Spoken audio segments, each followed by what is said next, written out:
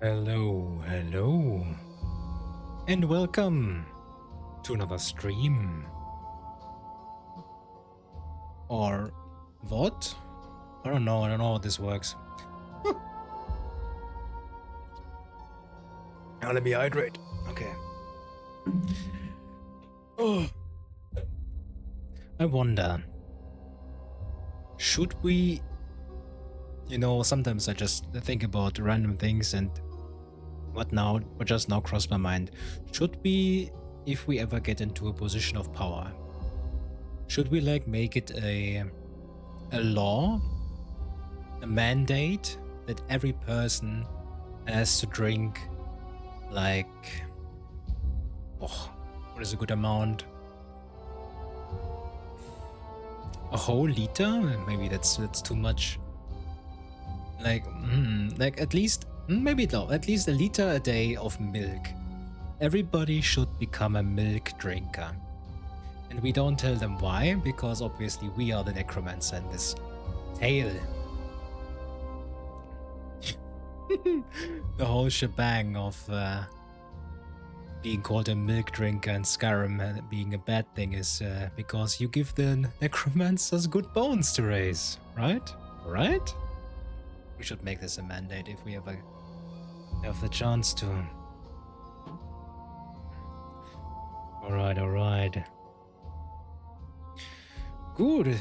It's Monday, it's a new week. Same week as last week, somewhat, for me. Naja. At least I can play Prey tomorrow, which is beautiful, and I'm not stressed out the entire time I play this, thinking everything could be a mimic or these weird shadow people that emerged at some point. I don't like this at all. It was all fun and games when it was just small little cups. Now it's just, people size, not like this. Well, what do we do today? I have no idea. As always, my memory is unreliable. I'm not even... Yeah, okay, let's see. So, alrighty. Where did we... Ah, yes. Scum. Oh, I remember. We are about to bake cake.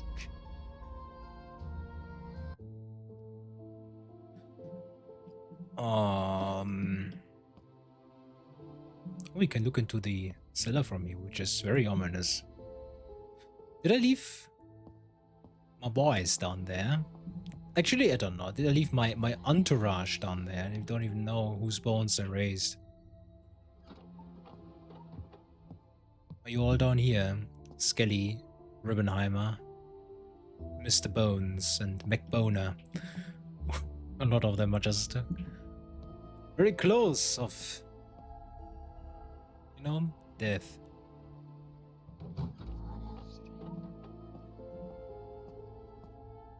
Hello there. Damn. Sorry. Okay. What do we have to do? I've agreed to meet Sophia and Diedrich for a night out in this evening in the Northgate Tavern. What time is it right now? It is afternoon.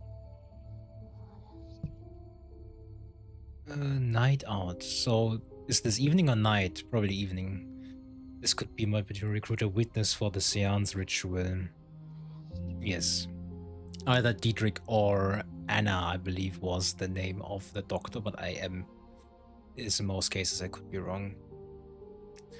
I needed to obtain a birthday cake from the baker in the marketplace, Dorothea. With a secured the orphan leader may be persuaded to steal a death shroud for me. The baker Dorothea explained that I could bake the cake using flour, eggs, buttercream, honey, and ale yeast. Do we have like a kettle? Not a kettle, a cooking pot. Wait, do we even make cake with a cooking pot?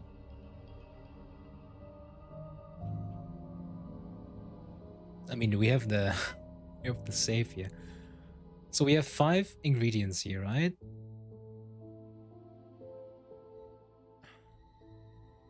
Stove, honey, eggs,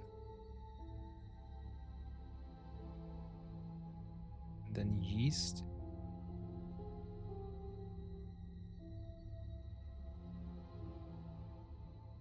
I don't think we need the pot, which this would, yeah, this would make no sense. Why would we have a pot? Okay, now we have Ida's cake. It is specifically her cake.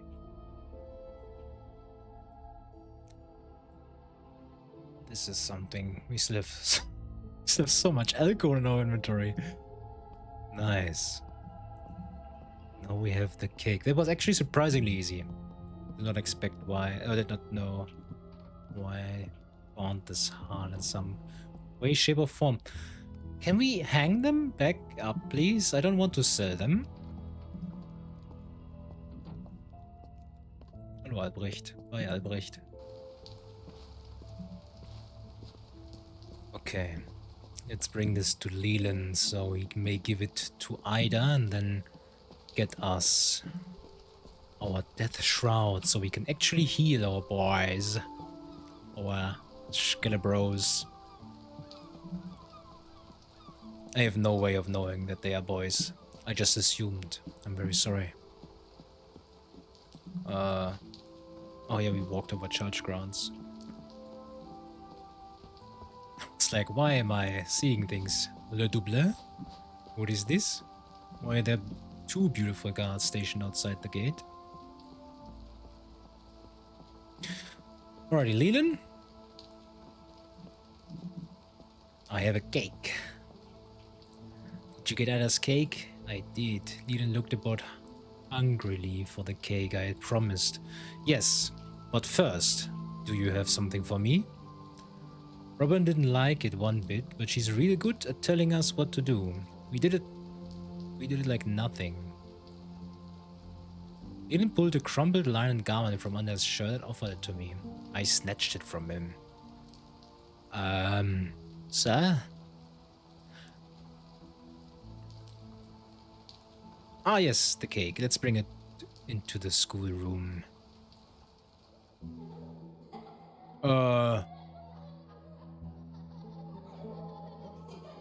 Oh no. Why do we see the ghosts of children now here? Did children die in this very academy?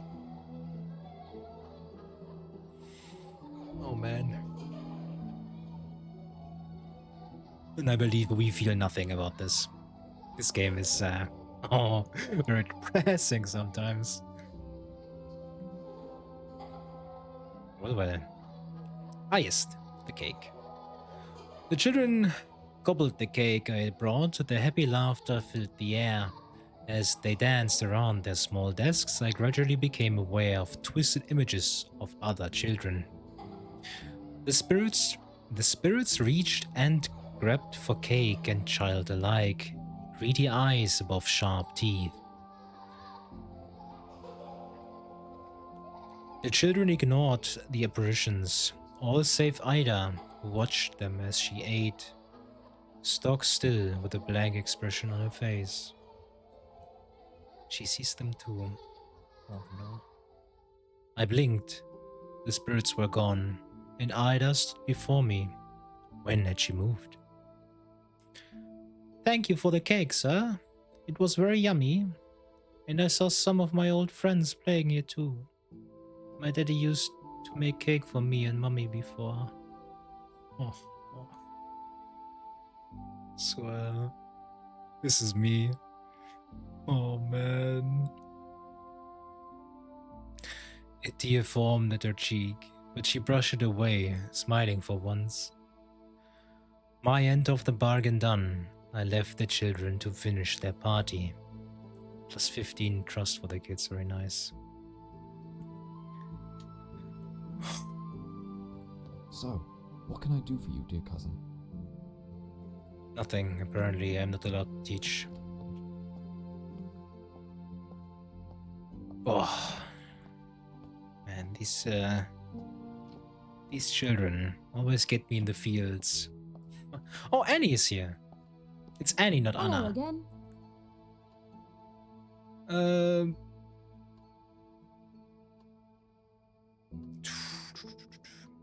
I am Annie, a healer Very from Far Off Ireland. trusting. Is very trusting I more am Annie, a than healer from Far Off Ireland. Diedrich has? But for now, is Diedrich here? She blew me a kiss. I don't know where is Diedrich?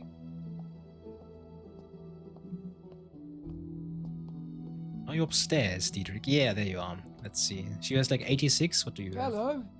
124. Your childhood best Is friend. also very A trusting. humble child of Mars.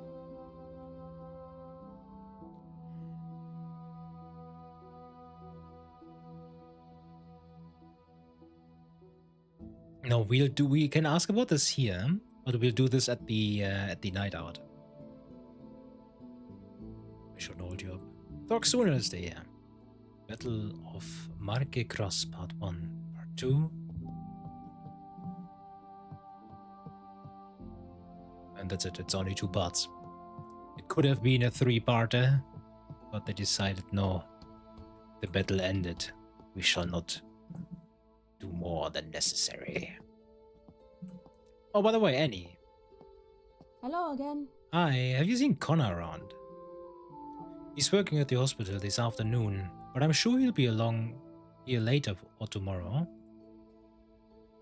Nice, good talk.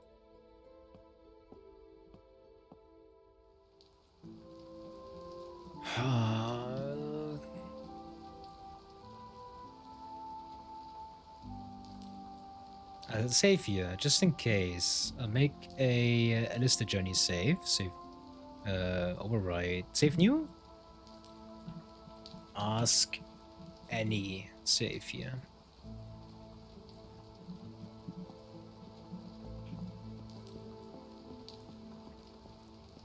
And now, actually, for now, strict home. Let the music change. Alrighty. Hello, Albrecht. Actually, I haven't talked to you in a while. Albrecht nodded almost imperceptibly. Can I help you, my lord? Yes, my lord. I am Need you to Albrecht, No, the no, no. butler You're not a to the trusted friend. family You are Van basically a Elstrich since even your servant. father was a boy. Yeah. This. Oh yeah, this too.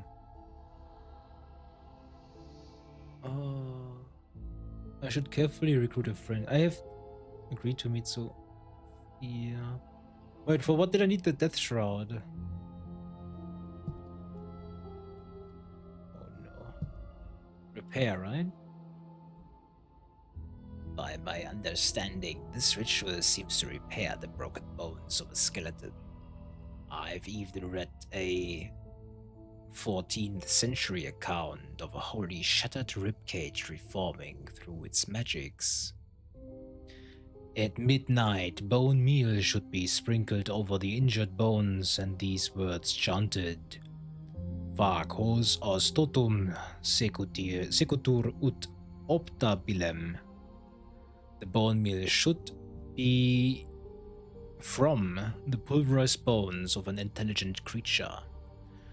While performing the ritual, the necromancer must wear a death shroud taken from a recently deceased body.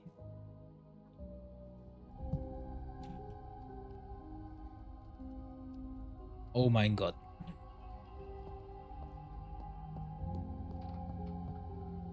So we're doing the night out thing. I'll ask Diedrich to accompany me. And then we'll do the repair ritual for all our boys. All my skill bros. How much bone meal do I have though? I have more bones, very good. Okay, that's 3 times bone meal, very nice. Sword. There you go. Is this grave soil sulfur? Okay. So far, nothing has been used up, I think, when I use something for crafting. Okay.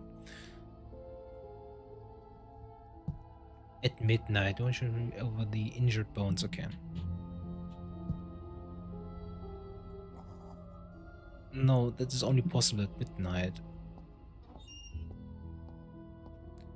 Okay, we'll do this at midnight then. Let's wait, what can we do now? Is there even anything? Let's swing this shut. Oh!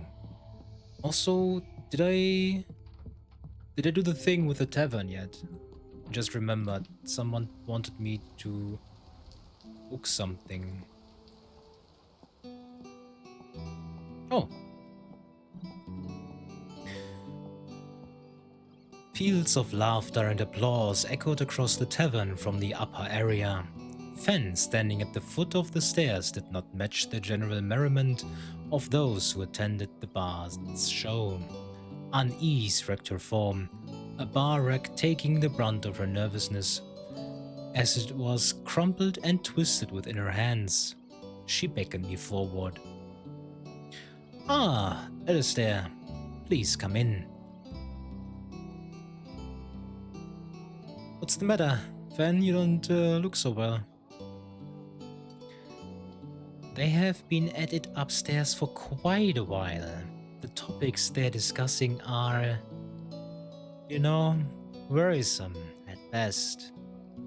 When those soldiers dressed in silks paid me handsomely, I was ecstatic, but I didn't know it was going to be all about magic. Lord, if the guards found out, I don't even wish to think of the trouble it would bring to my brother and I." "Fen, trust me, everything will be alright. Relax, please.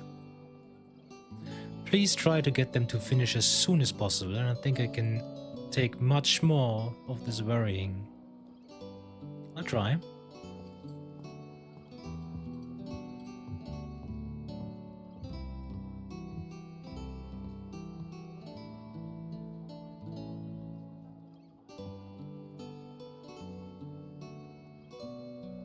The bard held up a hand to quiet the crowd and then bowed where he sat with an enthusiastic flourish. Pompous yet oddly endearing. Salutations, my lord. "Ah, it seems as if the final member of tonight's show has finally arrived. Normally at this point I would delve into fanciful tales of dragons and knights in oh so shiny armor. But you, my friends, are special, chosen because you are open to the ways of the supernatural. I myself do not practice these arts, but it is not for lack of trying. Though my fingers flow across the flute and might produce magical melodies, when set to the task of attempting to draw on my essence, or to perform feats beyond the normal man, to my chagrin, they do falter. This failure on my part, though, has opened another door for me, to spread word, to open the minds of those who are eager to learn what lies beyond the veil. Alistair, sit! I owe you many thanks for helping organize this event, so I shall give you the honor of leading the next topic of discussion. Where shall we delve? What mysteries do you wish to be illuminated?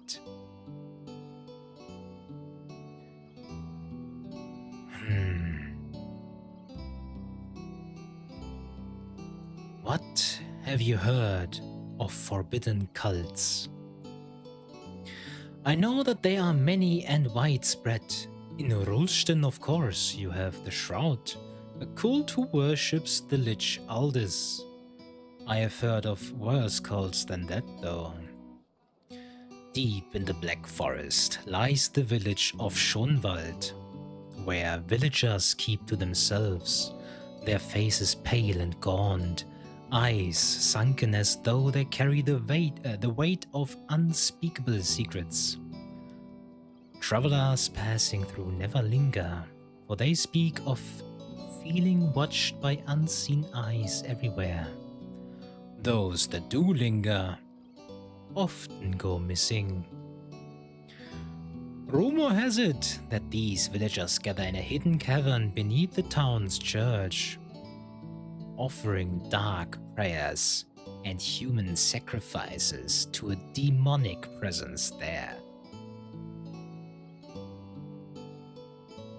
The assembled audience looked on in growing fear as the tale continued, and before long the bard realized their disquiet and said no more of this cult.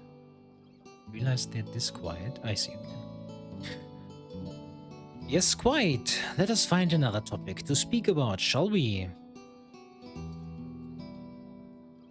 I think we should lighten the mood somewhat. So... Can magic foretell the future? It surely can. As sure as sure. I attended the Habsburg court in Vienna only recently, and there amongst the entertainers was a strange young woman with wild eyes. When her turn came, she burned a dark, putrid liquid that floated on the surface of water. Oil? Upon inhaling of its noxious vapors, she told a disquieting tale of a future battlefield. I see a vast expanse of land, once green and fertile, now scarred and barren. Trenches crisscross the earth like the wounds of a dying creature, filled with mud, blood, and bodies. Men huddle in these trenches, their faces hollow with fear and exhaustion. Above them, the sky is choked with smoke, black and acrid. Then the men pull on strange masks, like those of plague doctors, their eyes wide with terror as they try to breathe through the thick, choking clouds of smoke that drift over the battlefield. As I watch, I see that the very air itself has been fashioned into a weapon. Now come, machines! Great metal beasts rolling on tracks, belching smoke and fire as they advance across the battlefield. Men with muskets run beside them, dwarfed by the size of these monstrous creation. This is not just a war of men, but a war of industry, a war of machines that care nothing for the lives they destroy. This is crazy good, holy moly. Obviously this is World War I. She foretold the World War I. Where are we like, we're in 60, are we in 1600 here? I don't know right now where we are in the timeline, but that is crazy. How far in the future is that, I wonder? The bard just shrugged, though I heard the audience around me debating this same point. Should we bring the mood down? What do you know of necromancy?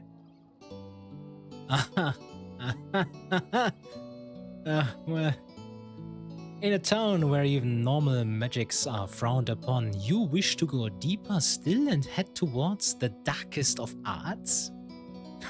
Very well. I shall tell you the true story of the Lich that ravaged these lands not long ago. Some years after the devastating war that raged between Rulstein and Venice, dark forces began to brew. It is rumored that these battlefields saturated with the blood of countless souls, weakened the barrier between our world and that of the dead. The barrier was so thin that otherworldly beings began to claw their way into our world. These entities were weak and fragile, not used to our reality. But one entity was unlike the others. One of the first things were Ghoulie and the later is now the Lich. I don't know. But one entity was unlike the others. It was not satisfied with the petty actions of its brethren, who tormented the living, attacked livestock, and other such nuisances of the night. No, it had greater ambition.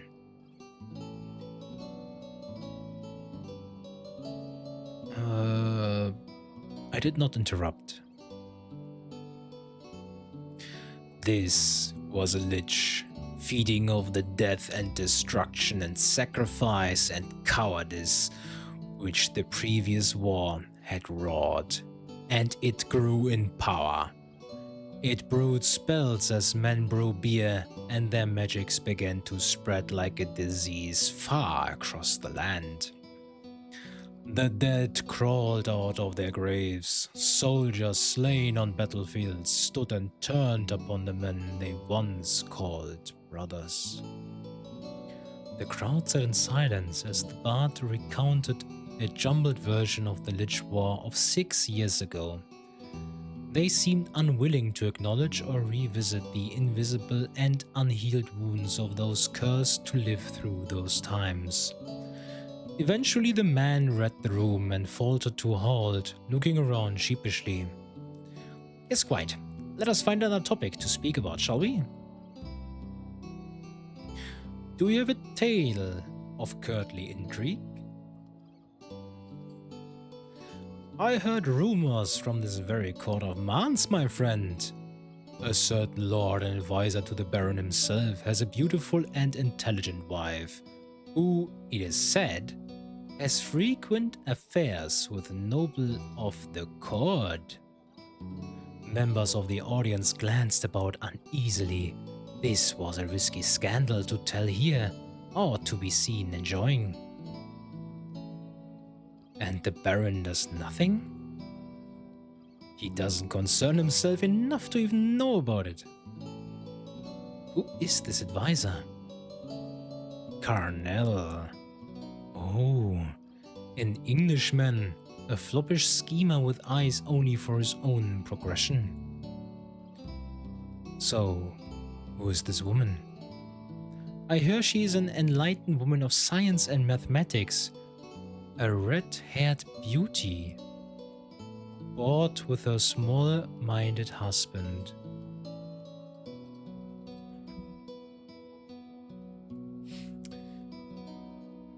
I don't wanna be like this, right?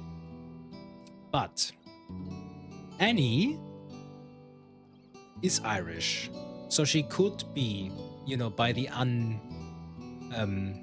what is it called? By the unknown, she could be called English, right?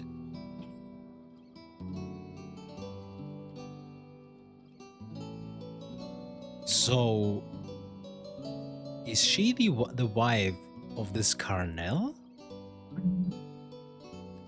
And she's just... oh man. Maybe she would enjoy this scandal, but you know, it would be very, very, very risky to bring her into the seance when she has like ears in the royal court. But you know, red-haired beauty, science and mathematics, that is Annie. Let's move on.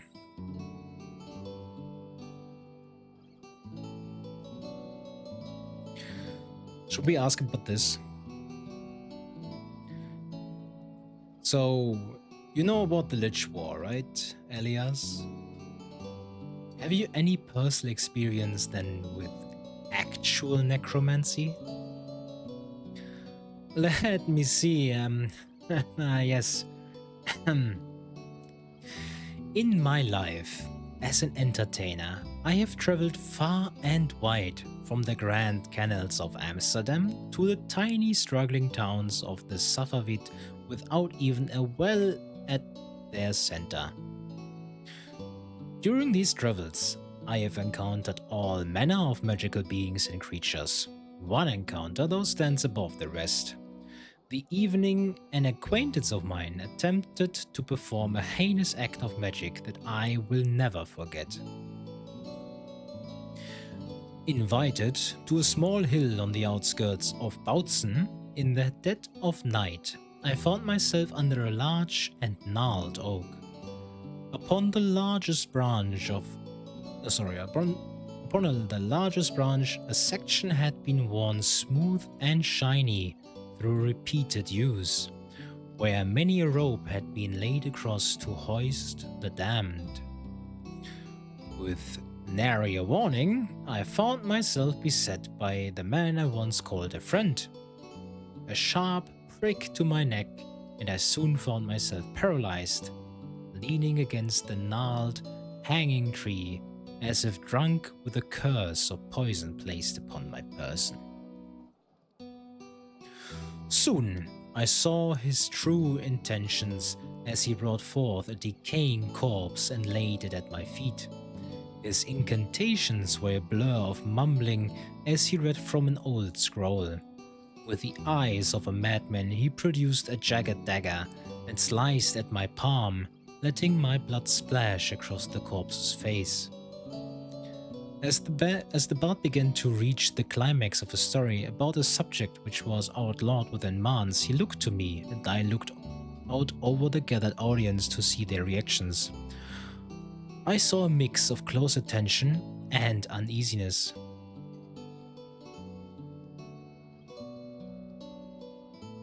Elias, I think we might be getting too deep into something that would offend the sensibilities of our fair town. Yes, quite. Let us find another topic then. Whispers fluttered around the assembled audience. I heard the words blasphemy and treason among them. I think it's time we wrap this up. Or do you have tales of more future wars? I have heard a prophecy of a man who will rise in the south, not long from now, bearing a magical staff of ancient power, engraved with the head of a golden eagle.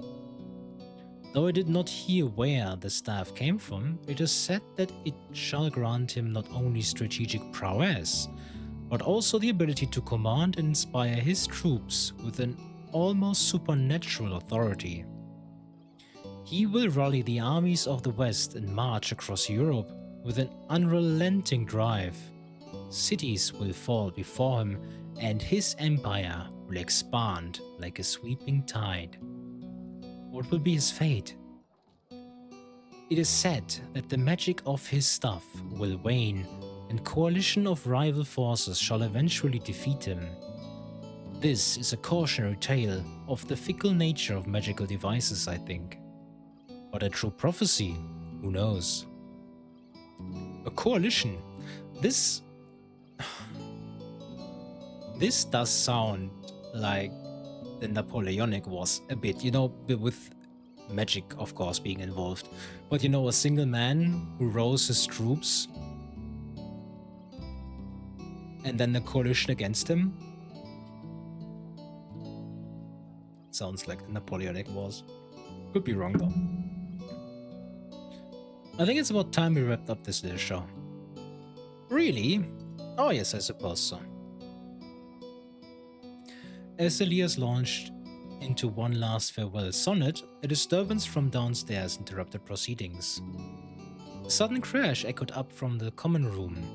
Boots pounded against the wooden floor, crossing the tavern and up the stairs. By the order of Baron von Elstrick, this gathering has been deemed illegal and must be disbanded immediately. But sir, this is but a small gathering of like-minded individuals who only wish— Quiet, bard. Not only have I heard talk of magic during your performance, but dark arts and necromancy no less. The Baron does not take lightly to strangers coming into our city and stirring up the populace with such dangerous tales. Willard glanced across the gathered audience with narrowed eyes, distrust and suspicion playing across his face as he met the gaze of each member brave enough to meet his. Out, all of you, lest you risk the Baron's ire more than you already have.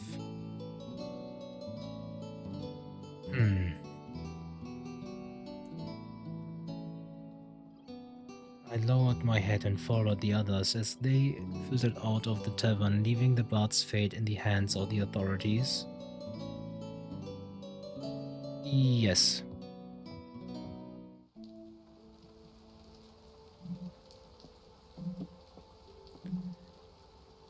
Okay. Military likes me less now. Not good. Not good at all.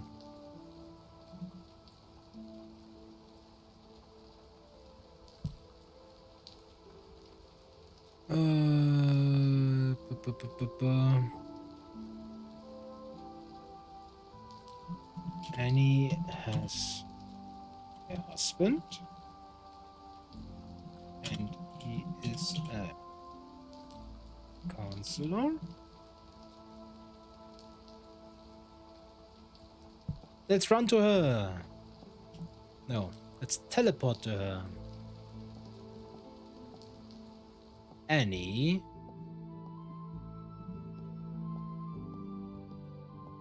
You are the only red-headed beauty I know that is also interested in mathematics and science. Hello again.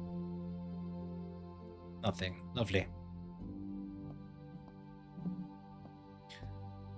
Alrighty, I shall look at you with the utmost suspicion. Okay, let's flirt with Moika. If she can... I mean, this is all suspicion, what do you know? The barracks are close to civilians. Oh no. May I tarry a while and get to know you? I took her hand to kiss it. Oh no, sir. Not here. I shall get in terrible trouble for entertaining while I'm on duty. I see, Moika. But you liked it. Though she backed away, her eyes twinkled. Moika, you're far too pretty to be stationed at the barracks, Moika. You should be a royal handmaiden. Oh, you scoundrel. I can tell you're after something, and I can guess what. So, okay, we almost... So you turned that -10 into a -1. Because we're just flirting with Moika. Lovely. Despite her words, her eyes and lips smirked. Farewell now. Farewell for now, good lady. Yeah, farewell for now. Farewell. Nice, nice, nice. Gut. Schmutz. I think we still have to ask someone about dangerous alchemic supplies. Maybe someone from here? Oh! The woman here is no longer there. It's quite empty here, maybe because it's in broad daylight.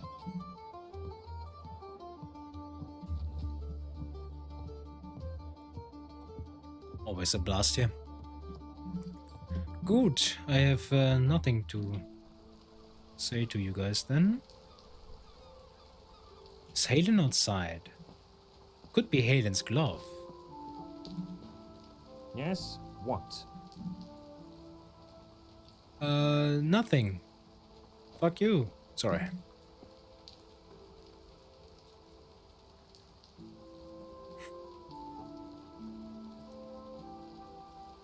We can always ask the fortune teller. She, you know, she always knows a great deal. Hallo Sülün.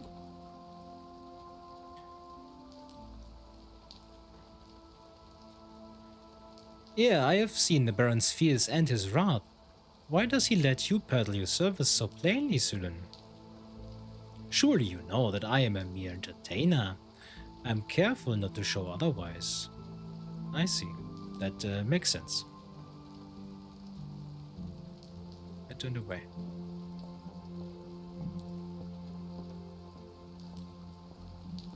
Who could know something about alchemy except the apothecary who already hates me? That is not good. Not good at... Oh, Nikosh maybe. Hello. Never mind. It is Halen's house. Why is the... Oh, there.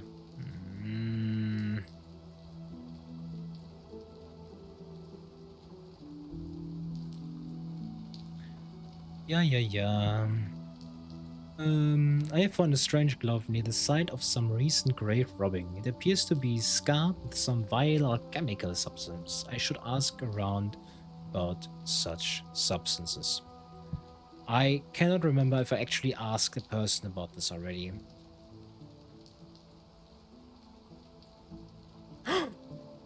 Maybe... Where is my boy? There. Ibrahim! Good day. You grace me once again, young sir. What is it that I can do for you this afternoon? Nothing, apparently. You will come again, yes?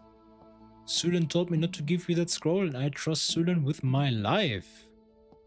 She gave very, very accurate foretellings. Foretellings? Is that a... I don't know. I just roll with it.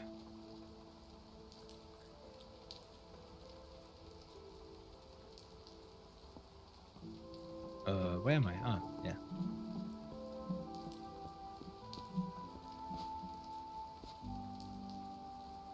Yes. Yes.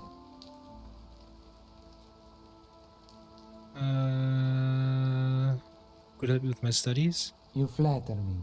In truth, I am not yet knowledgeable. I see. So soon out of the seminary it can. Hello, sir. I see.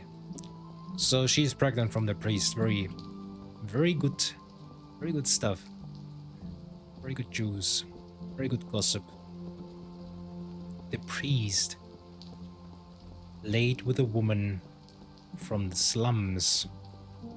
I mean, if I see the woman in the slums, I cannot, you know... Was there something you wanted, sir? Cannot... Oh my god.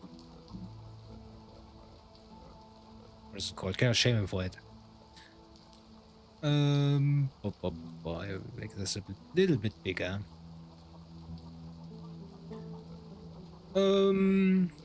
Is there something here even? No.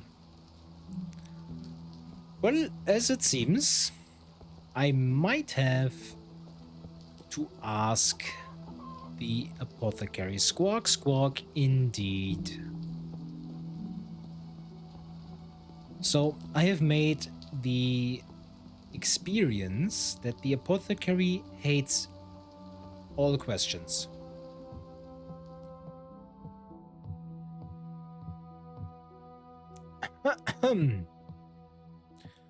Yo, Bojana.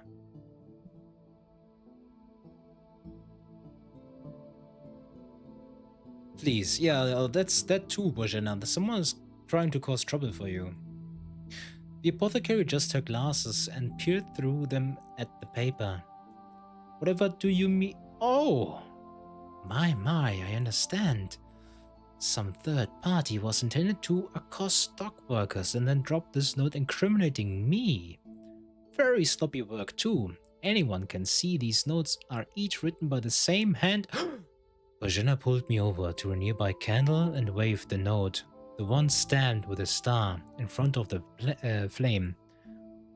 A golden glint sparkled in the ink of the stamp. Gerhard Oman, that stain on the city of Mans. Do not repeat that, young sir. See how this ink shines? That is almost certainly gilded ink. That is ink with a bit of gold powder mixed in. Only members of the Golden Ones have access, and in Mans that means Gerhard Oman, the harbor master. What should I do with them? Huh. I see two options. Turn the evidence over to the guards. That nice boy Andras by the gate to the keep has always been helpful. Otherwise, I can present them to the guild. This will help me gain membership, and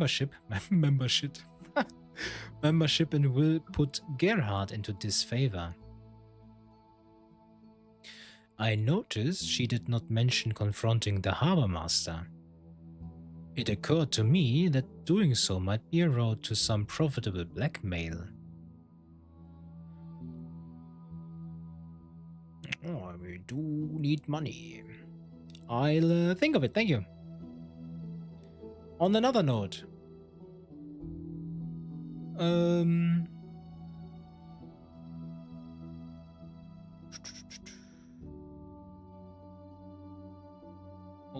they both relate to the scarring of the glove. Do you recognize the scarring and the marks on this glove? She adjusts her spectacles and peered at the scarred glove in my hand, then made a disapproving clucking sound with her tongue. Someone's been careless while crafting their tinctures. Their tinctures? What does that mean? I can't go giving away too many trade secrets, dear sir, but we use all sorts of reagents and spirits to make our medicines. Some of them are rather volatile until mixed with the proper ingredients. What sort of reagents? Well, take those marks for instance. Now I don't know which one exactly, mind you, but those look like scarring from a corrosive liquid. Who would have thought? Possibly, muriate? Or more likely, oil of vitriol. That does sound a bit familiar. Maybe we talked about this with someone already, I don't know. Academic. I knew about vitriolic oil from my time at the university. I knew I'd recognize those marks. So it's not this then. Ah, of course. It's a reagent used in chemical experiments. So where do you obtain these oils? I order mine through the Apothecary's Guild. It's the only way I know of getting them. Is anyone else in the city a member of this guild? Oh no, I'm the only guild-approved apothecary in Mans. So has any of your supply gone missing lately? Has anyone stolen any, you're asking? No, I'd have noticed such a thing. I see. Thank you for your time. It was possible the suspect obtained this oil through illegal means. The docks might be the place to ask. There was no knowing what might come through the port under the cover of dark. Well, well. We could ask the harbor master by blackmailing him. Lovely. Okay. Have you been tending to the main man too long? There's nothing I don't about this will be the orphans, but I want to see your wares, please. Game saved. Insect repellent. Why? Love potion? Allegedly. Wart remover. But what? Okay. Mushrooms of Würsten. Linen bag, jar, burn cell, lavender bristle, mistletoe, firewood. Okay. Interesting. Interesting indeed. Let's actually go to the dockyard.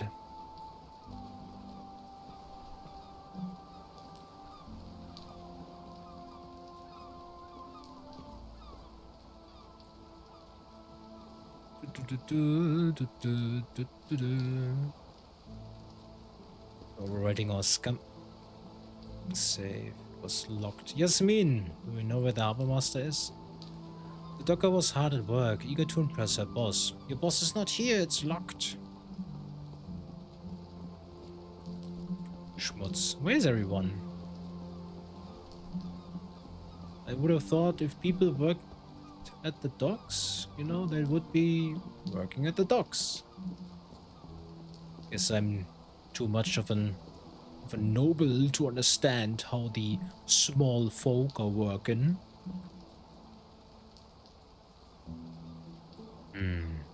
Is this in here now? No. Guess we have to make another node.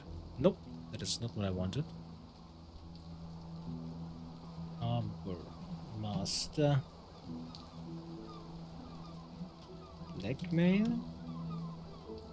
Info about missing supplies.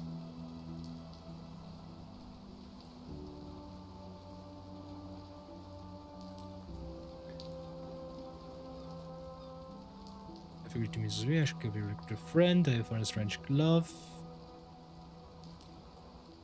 And I should check in with the Lucas for work.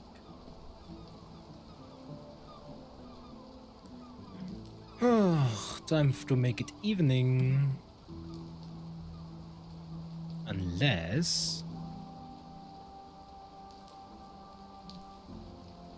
Okay, where does this lead? We should check this out. Jonas, get me out.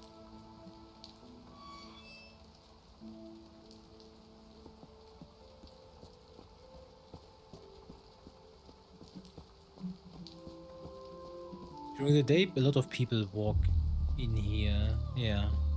Oh. My Aunt Mirabel alone and forlorn. Though I'd seen her briefly and discovered her secret affair with the blacksmith Jakob Schmidt, this was my first proper meeting with Belle since returning to Mans. Dear, these are terrible times indeed. I am so sorry about your father. So soon after the passing of my own sister Bernice. Why, it has been so long since I last saw you. You were just a child then, and now look at you. Oh, but do not mind the wonder of an aging aunt, my god. Tell me, how are you holding up? She sobbed a little, then reached out and took my hands in her own. It is such a hard thing to lose someone.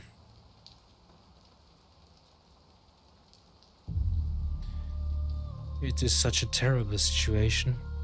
I cannot imagine how you must truly feel deep down. I at least had a chance to say goodbye to my sister.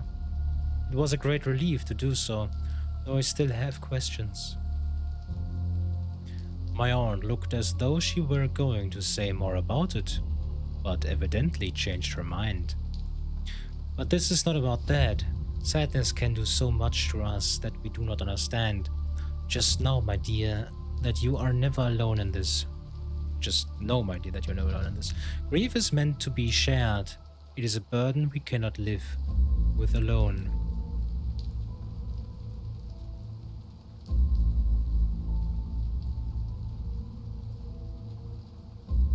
Thank you. It helps knowing I have someone so kind to me here. Listen to me babble on. I am making you uncomfortable. Well, more uncomfortable than such happenings as we find ourselves. It will do no good for me to fuss. You will share if you need to when you are ready.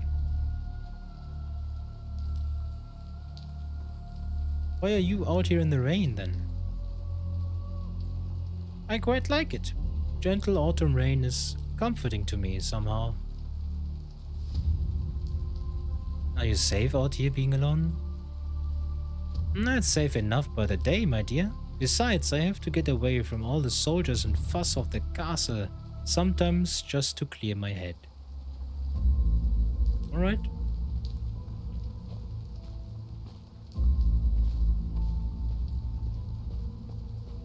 Okay, let's check if we can actually go here. We can. An old chapel.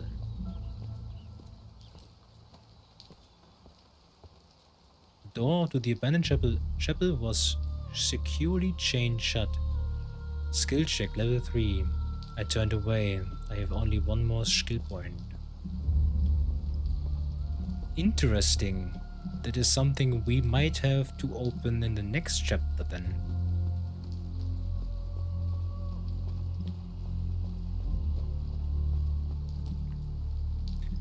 I wonder if these citizens, if we kill them, if we would kill them, if they would actually be missing in the city.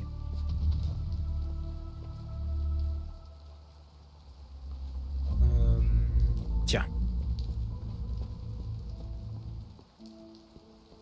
We'll have to check in with the harbor master then. It is the only lead I have right now. Jonas, open the freaking door. Quick, get inside. It is the day.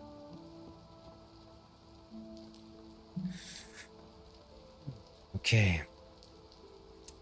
Well, time for an evening.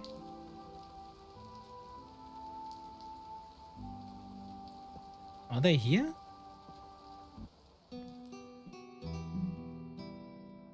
The quality of this tavern was immediately apparent from the upmarked clientele who sat at elegant tables, sipping from finely detailed tankards. But I had not reflected on this for long before I saw Diedrich waving to me from a table in the common room. Oh, Annie's also here. I see. Hello. Alistair, you made it at last. Quite the place Sophia dragged us to. All my years in Mans, and can you believe I've never set foot inside here? Well, in any case, the atmosphere here is far better than the hospital, Alistair. I'm glad you came out. Sophia did say the company would be worthwhile. I paused, waiting for what I was sure would be Sophia's cheeky reply, but she was distracted. I followed her gaze to a man across the room, carrying bundles of firewood into the cellar. A low hat covered his face, but his simple clothes and rough demeanor suggested that he did not belong here, that he was passing through on some laborer's errand. Sophia caught my gaze and quickly snapped back to the table. Oh no, what is it, Sophia? Is this new? What? Wild. Should check this out at some point. Well, now shall we have a drink? My, that's quite a stroke of luck, Annie, to think your patient could have died if you hadn't noticed. I'd say that deserves another toast, don't you agree, Diedrich? Another toast? Already? Yes, of course. He fumbled in his pockets, evidently searching for a coin that was perhaps not there.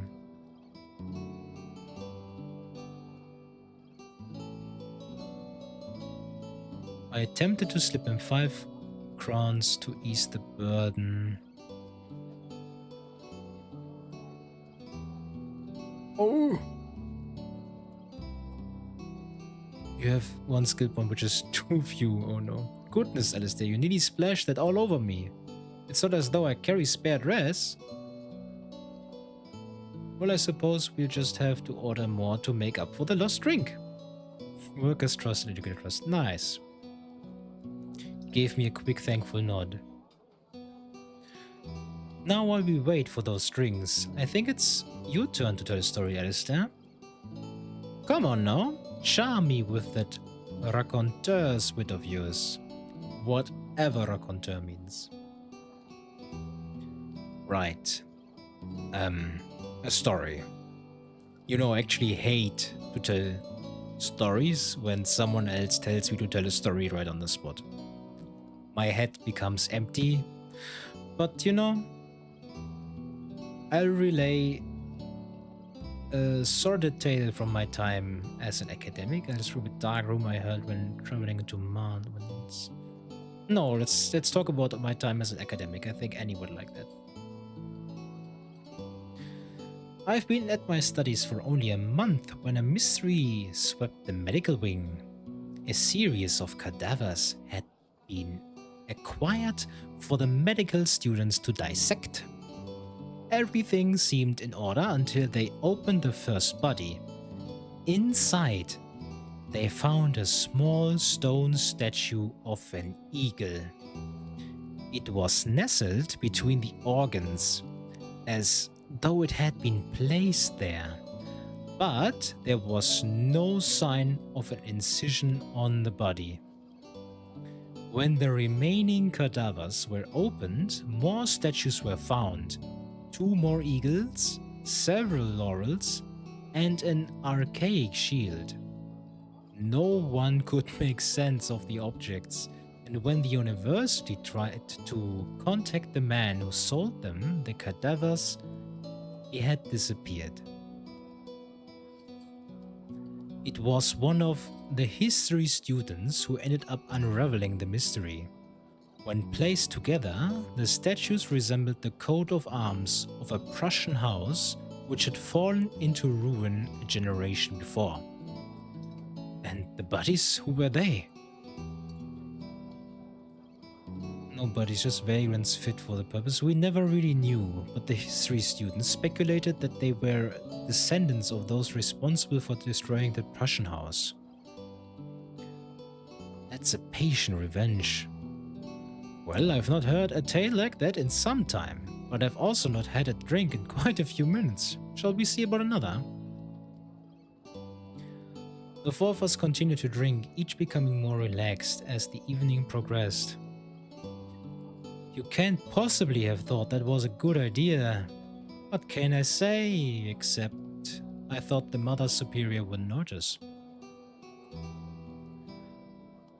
Oh, where's she going? Is she going? I am Sophia, a childhood friend of yours. Oh, she's talking to this boy. Oh goodness, really. It's also preposterous. But I must excuse myself for a moment, if you'll pardon me. Sophia left and the 3 of us continued. Oh my god. Or tried to continue. To drink and chat, with Annie prodding Diedrich for details about his blossoming relationship with Sophia. For his part, Diedrich smiled and conveyed only what modesty permitted. It was only after some time that I began to scan the tavern for Sophia and spotted her near the cellar door, speaking with the man who had earlier caught her attention.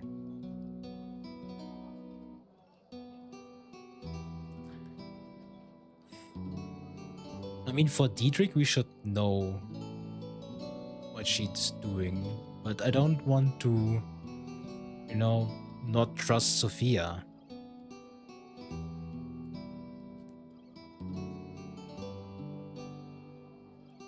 I think I'll stay with the others for now. I watched Sophia from a distance, but made no move to interrupt her whispered conversation.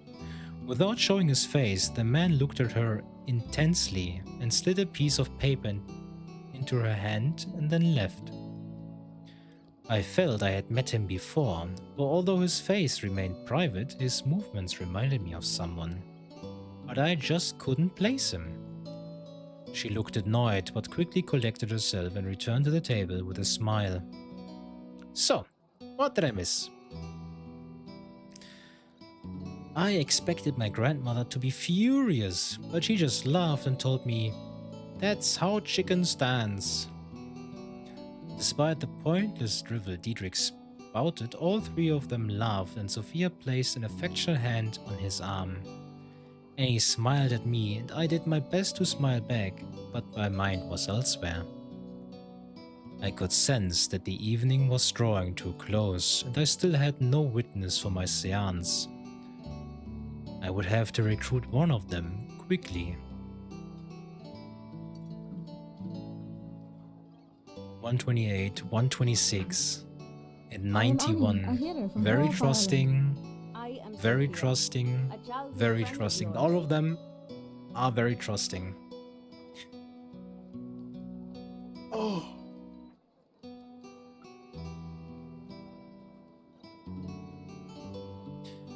Oh no. Who do we ask?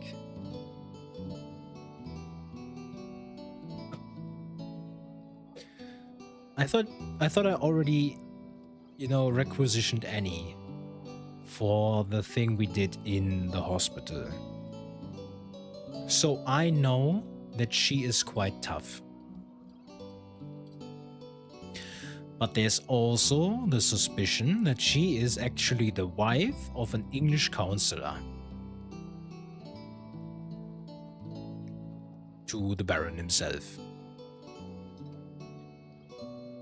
But if she actually fell for me, or for us, or for Alistair, I don't know, then we could leverage that, right?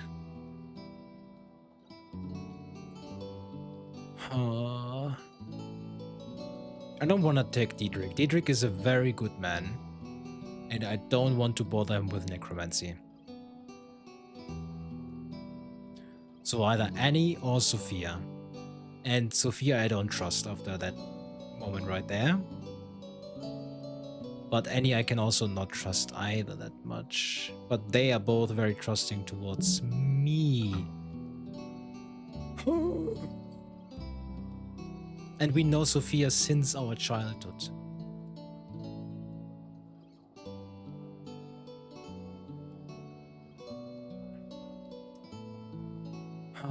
Should we take Annie for a date for a seance? That would be actually quite interesting. Let's take Annie. Privately, well, I suppose the evening is winding in that direction. I am intrigued. Just remember, this is a respectable place, you two. Please keep it all above board. Annie and I stepped away to share a private moment, but my face must have betrayed my less than romantic intent. Alistair, what's the matter? You look like you've got a ship's anchor on your shoulders.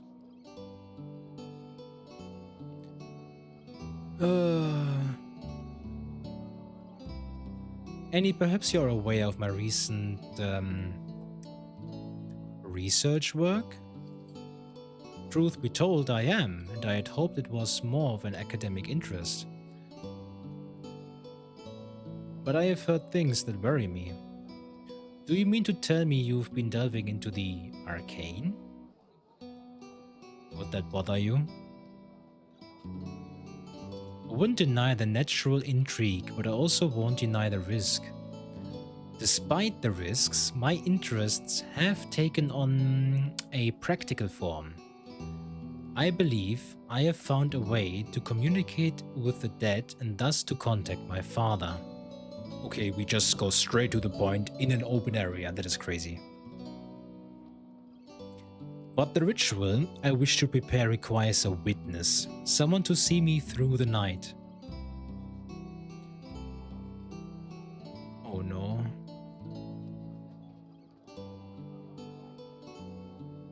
Oh no, we have convinced 2? Do we have convinced? Oh, I thought we have convinced 3. Oh no. Oh, we have convinced 1. Oh, it's actually schmutz. Only our mental stuff is good. Social stuff is quite schmutz. And physical, obviously. Oh no.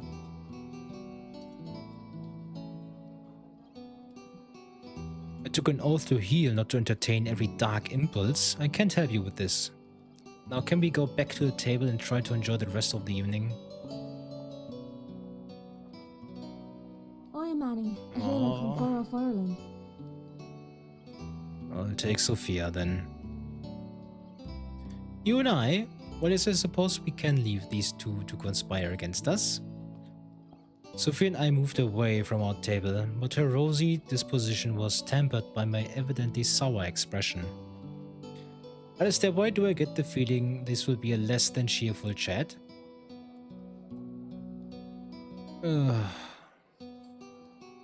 Sophia, you are aware of my recent studies, aren't you? You mean you're dabbling into the dark and arcane arts? Yes, I've noticed, and so have others. Others with less of a soft spot for you than have I? Than I have? Okay. I shall not judge. I can barely speak it better myself. I do not, actually, because I can barely read half the words here. You do well to be more discreet, especially in this kingdom of all places. Well, you haven't tried to stop me yet. Well, no, I haven't. Sometimes it's nicer to keep your head in the sand and hope things go away, but in this case it seems like they won't. There's too much at stake, and you'd hardly believe the things I've learned. I'm certain that I can commune with my father from beyond the grave, that I can put his soul at ease, but the ritual I have uncovered requires a witness. Analyze. Oh. Spend one skill point to appeal to her desire for gossip. Sure. Don't you want to know what secrets my father has? What he can tell us about Mans and its intrigues? I don't doubt that your father would have plenty to say, but that's if you can even reach him.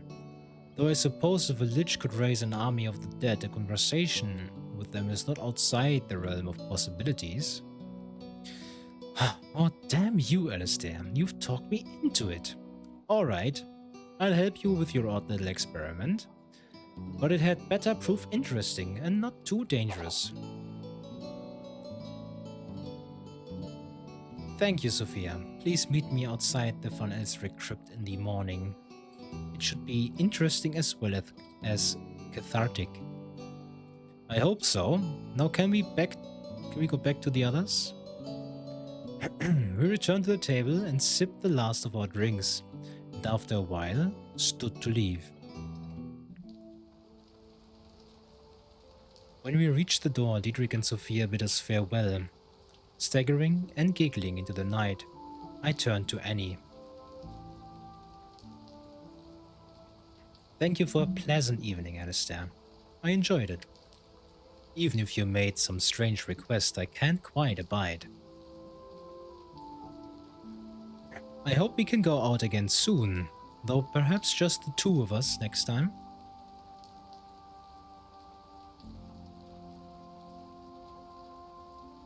Let me walk you home at very... 1 and 3. I'd be very happy to see you again soon. Excellent. Me too. Yes, well, good night. She pecked me on the cheek and left, a slightly confused smile on her face. Some sadness. Sophia's agreed to be my seance witness. I should meet her outside our family crypt in the morning. This could have been Annie! Man.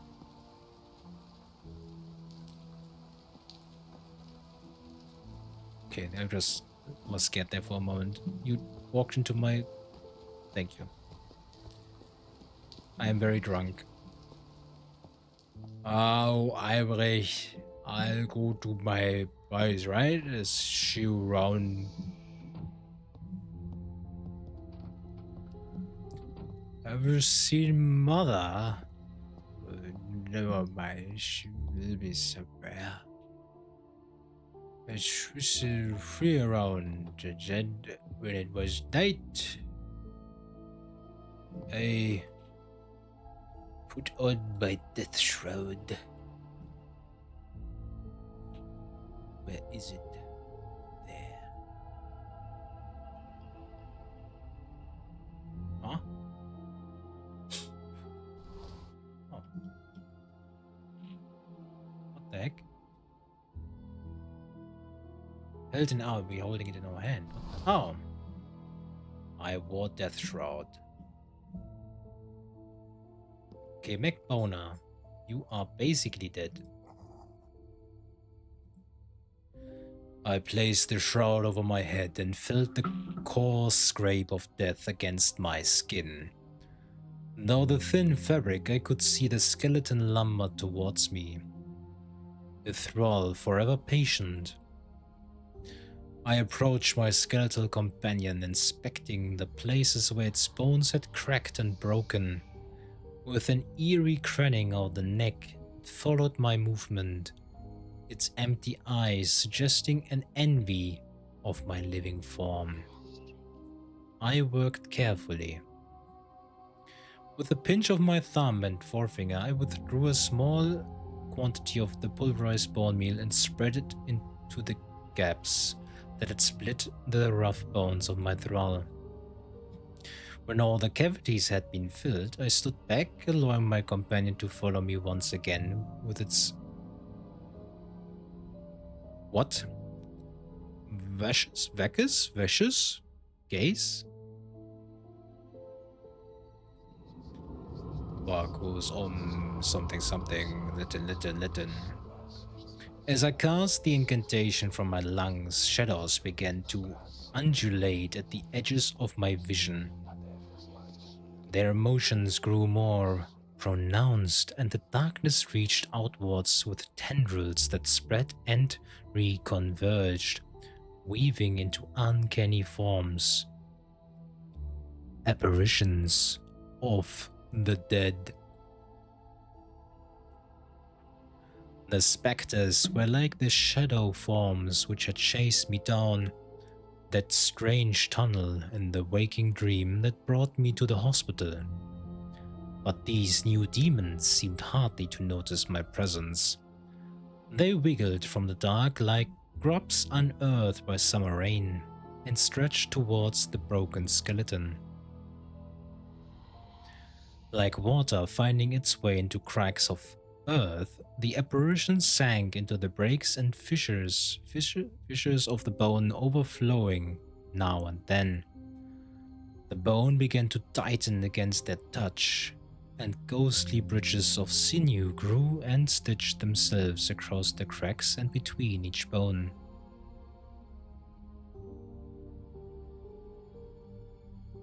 Mana increased to 2. Nice.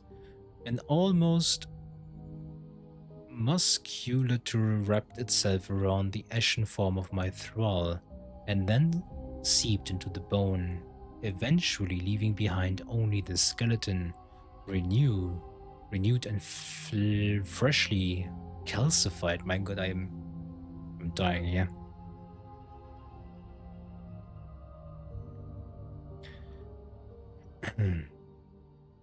Every indication of splintered bone had been erased, and the canyons which betrayed a history of violence had been filled. The spirits around me calmed their gyrations and seeped back into the dark, their role complete. I like how we did our first major second ritual apparently, while being completely absolutely wasted drunk. Why be a necromancer when you can be a drunk necromancer?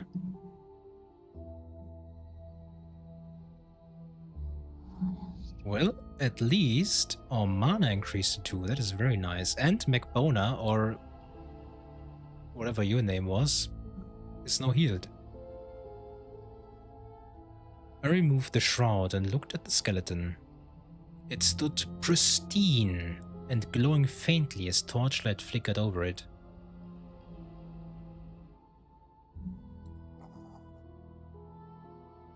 McBona. Are you all repaired? No. But Mr. Bones is also repaired. Wait, did I use all my bone meal? I actually lost none of my bone meal. What? Well, then Rippenheimer, come to me. I shall repair you too.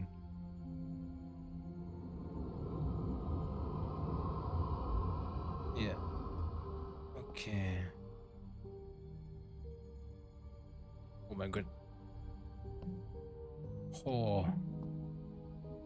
111. Okay, they are all Gucci now.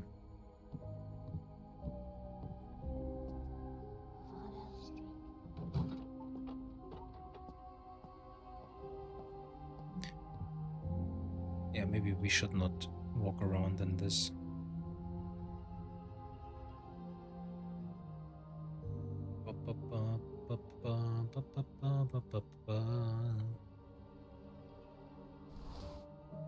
Nice.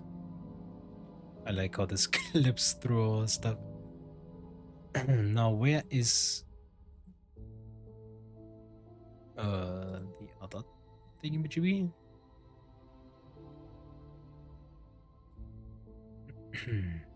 Did I miss something?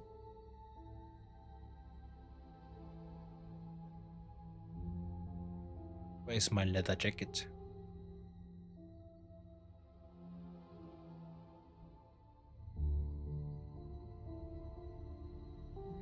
Not here. Got all the reading.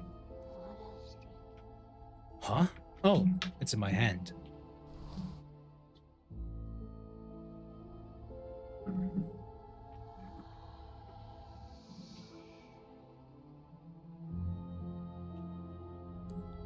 Okay.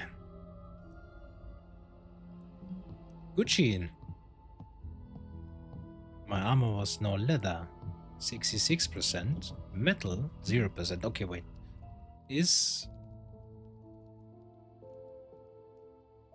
Where is it? Where's the breastplate? Is it big enough for us? No. Okay. Maybe our father can wear it then. Maybe we can raise our father.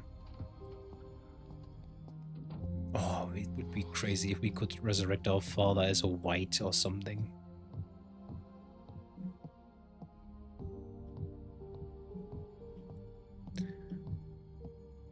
Ooh. Alrighty. That is the repair ritual. So now we only have to work. We have to find out what that glove is with the Harbor Master and the seance. Oh, I wish I would have more points to get any with us. Well. Time to advance time. Why are we... No, we're not. Okay. Nice. No headache. Very nice.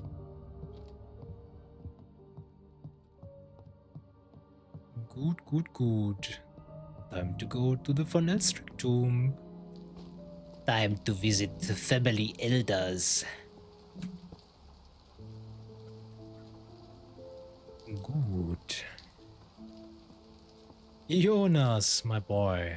Please leave. Let me leave, sorry. Can you open the door, please? They say ghoulie walk out there, yes. Only at night. Sophia. There you are. Well, let's get on with it.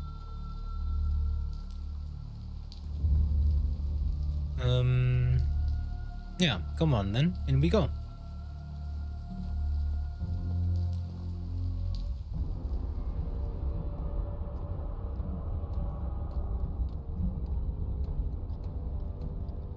It is time.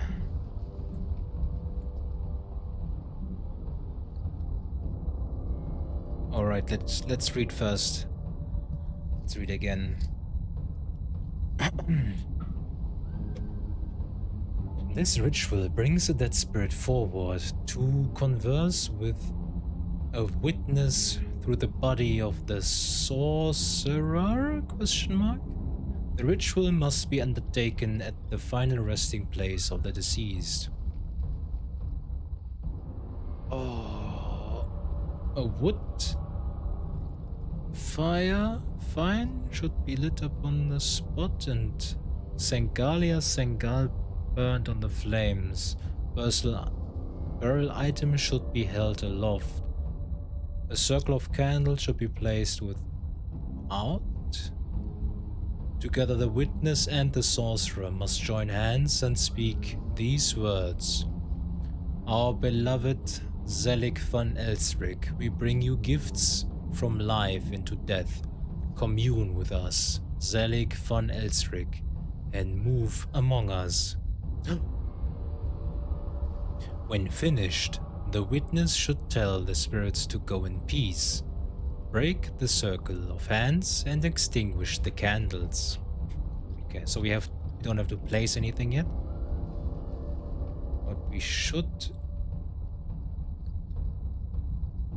Oh, never mind. We just click on this now.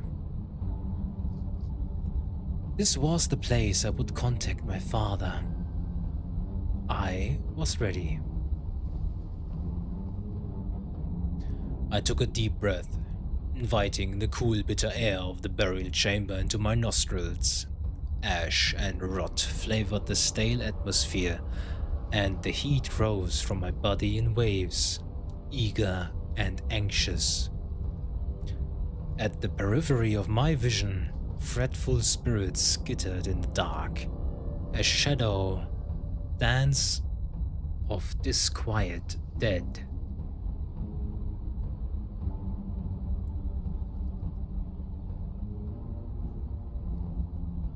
When I looked in their direction, the apparitions melted into the stone, and I could not help but think of my father, laid to rest in these cold walls. How long had it taken him to join their ranks, to waltz among the departed? My ruminations were interrupted by a cautious coughing seeking my attention. The noise mingled with the dripping water that bled through the masonry. I turned to face my accomplice. Sophia's face was splashed with a horrified expression, her eyes as wide as saucers. My word, this place is absolutely dreadful.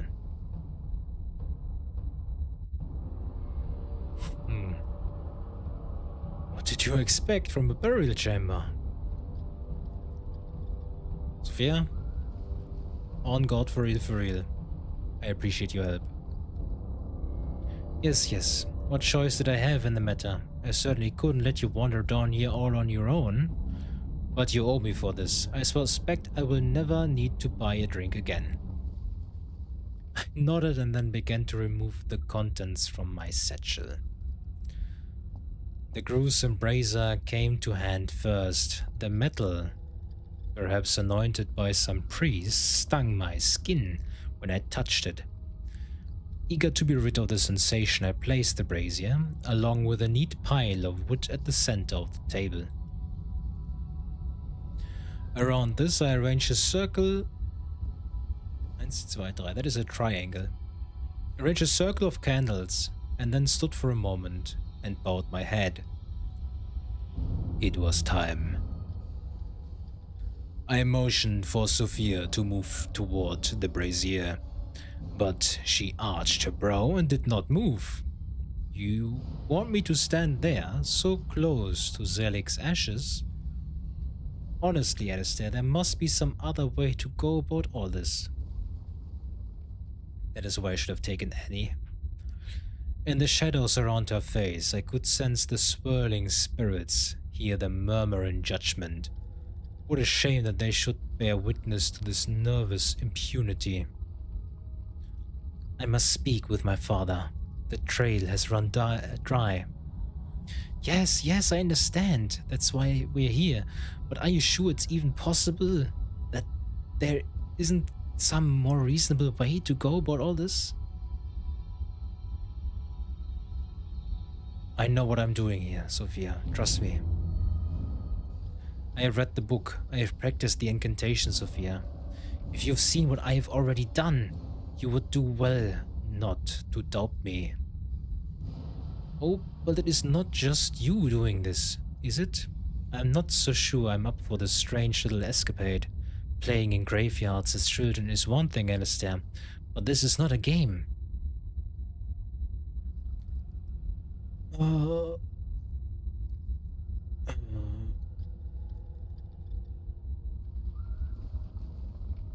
I need to see this through. Sophia, imagine if it was someone you cared about. Imagine if it was your mother, Sophia. My father's spirit is agitated, perhaps even tortured.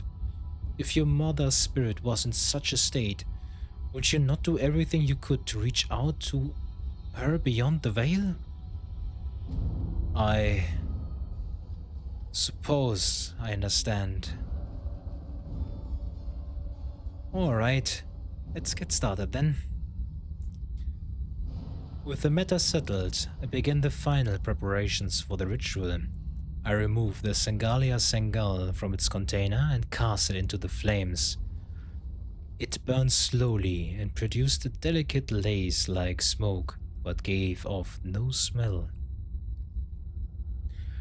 At last I produced the small ring which had graced my father's hand for so many years.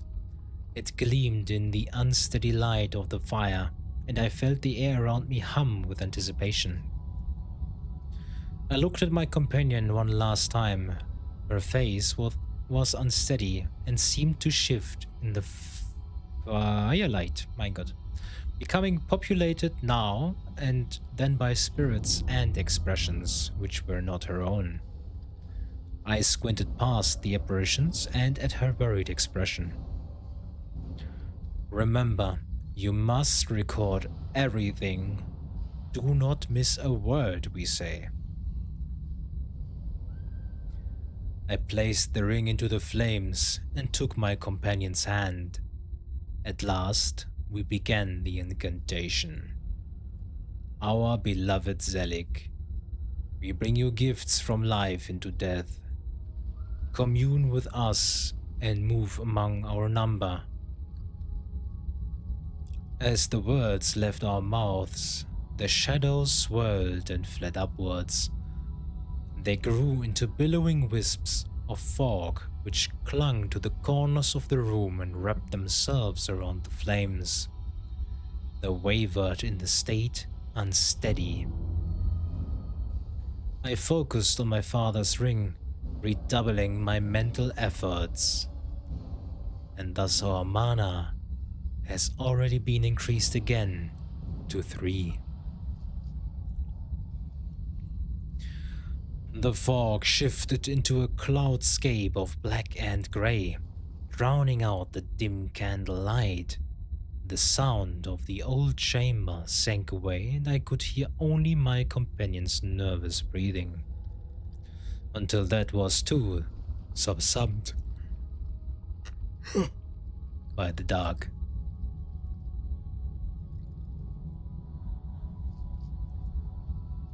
And slowly, from that undulating blackness, a faint light began to glow. I felt the force of my father's coalesce before me. I felt my spine stiffen as it has whenever he entered the room. I felt the hairs on my neck prickle under his watchful, expectant gaze. But most of all, I felt his anger, which crackled through the blackness. Oh my god, this is the thing.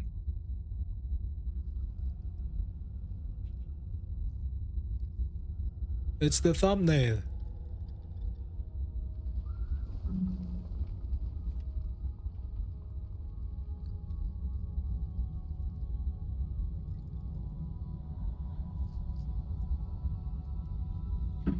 I have come to speak with you, Father.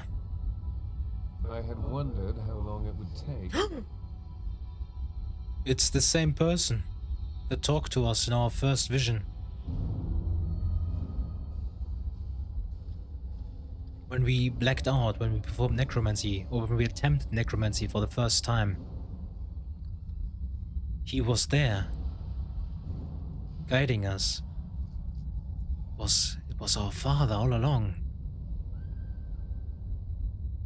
Damn.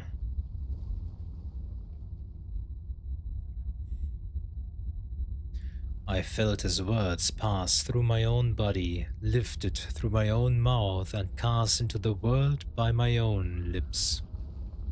Around him, other phantoms murmured, but the force of his spirit was stronger, dominant even, here amongst the dead. So, this is what has become of my son. Raised to be a noble, and now a simple teacher. I mean, I am an academic. What did you expect?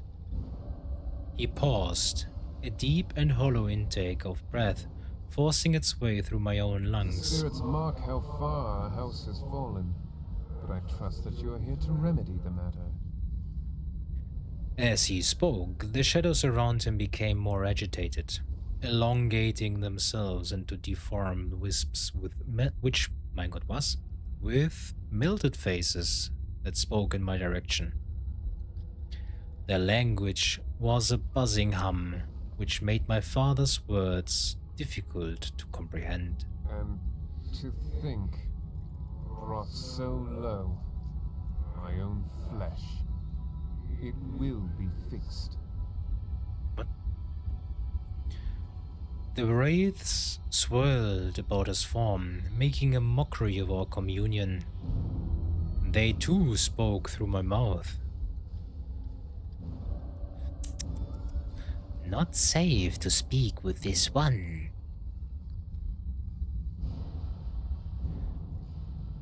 Up to all manner of things he is. I challenge these spirits. Why do you disturb a father and his son? What business do you have with us? Business? No business. Warnings. Condemnations. But no business.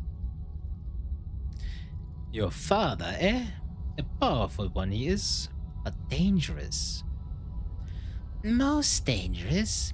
The reason we are here. The one who sent us here.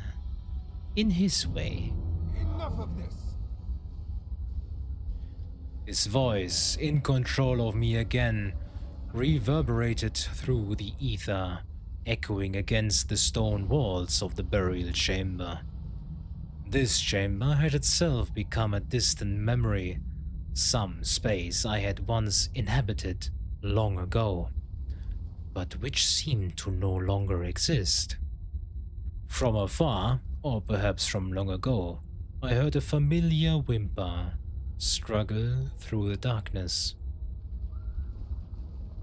Let us speak now, plainly and quickly, for there is not much time, and my mind is troubled by the tenuous bridge between us. If you have come to me in this manner, then you have found the book. Yes, the book. You have tried your hand at the secret things. For once, I am pleased with your impudence. As you must suspect, my death was no accident. It was a murder. A crime of blood against blood, brother against brother. Your Uncle Gervais is the fiend that killed me. That was easy. But also very, very concerning, for he is around our home all the time. That's not good. At first, I did not comprehend the words and could not take in their meaning. I felt as though the spirits were continuing to play cruel jokes at my expense. But the significance of his accusation calcified before me. His brother, my uncle, the perpetrator of all this? How could it be? Do not doubt what I have told you, my son. Was I not always an honest man? It is the unfortunate truth. My own blood brought low and vicious did end my life. Why? Why would he do such a thing? The lust for power can overcome even the ties of fraternity. Do not forget this, my son. His booming voice was a low whisper, now hissing through my lungs and seething in disdain. How did Gervais kill you? With a blade through the heart, the wretch. His voice boomed through me, the low tones of his fury rattling my ribs and lungs. Again, I heard a whimper in some distant place or time, along with the hurried scratches of quill against parchment. Or was that claws against bone? We were speaking privately in my study when he seized his opportunity. I turned away for a moment and heard the metal scrape against its sheath, but I thought nothing of it. It was my own brother, after all. Sorrow and fury colored the deep tenor of his voice, even as it erupted from my own chest. It seems that my brother had political designs which necessitated my removal. My removal. He has long aligned himself with those full of old tradition. The ones who fear what our new science might uncover. They are the foundation of his power, and like them, he dreads what he does not understand. I long stood against their influence, against their petty ignorance, but evidently I stood too firmly for Gervais's liking. The devil take him. With me gone, the guilds are more pliable. The city guard are firmly within his grasp, and the sciences, which I patronized, are in danger. The fiend could not hope to win against me on the open field of influence, and so he debased himself with blade and blood. Blade and blood. I linger here before you now, an anguished spirit. What would you have me do then, Father? Ah, if my heart could be warmed in this insufferable ether, my child's devotion would be the fire. You must avenge my murder. You must undo your uncle and his small-minded machinations. He is building an army to wage a zealot's war on science. We cannot allow him to succeed, lest I be trapped in this realm for all eternity. Study the book. Learn its arts. It holds great power. Power that will reunite us on more firm footing. Then as father and son, we two can set the world in order. His voice was booming now, a great tempest of fury and command coming from my chest. My throat became hoarse as the words erupted from me, until at last I began to falter, and the apparition grew more vague and inconcrete.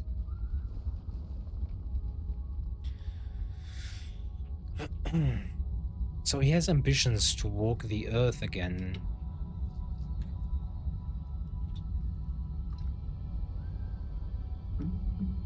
I will have to make sure that he is bound to me and not kill me.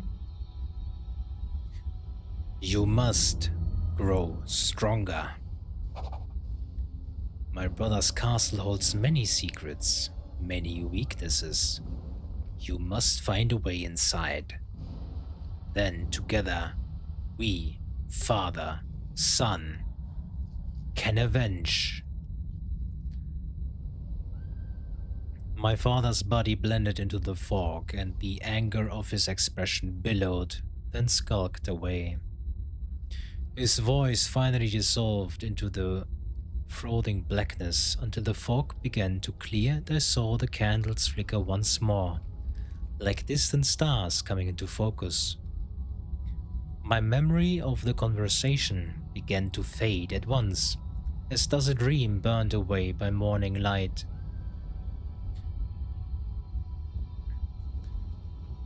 And I saw Sophia sitting on the cold stone, the quill trembling in her hand.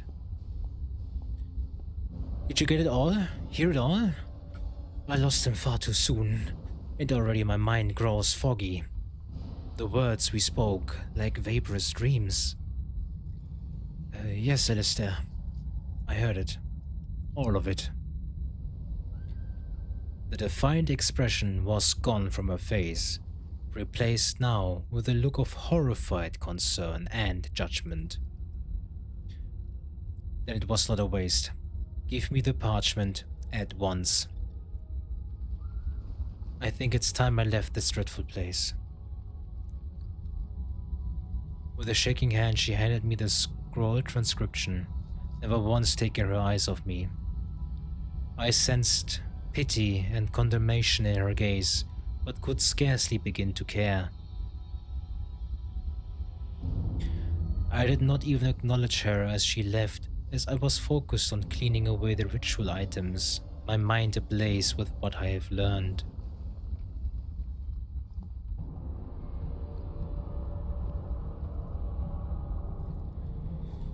Whew. Chapter 9, Spirit Slave. Schmutz, we have spent an entire chapter without working. That is 4 coins we won't get back.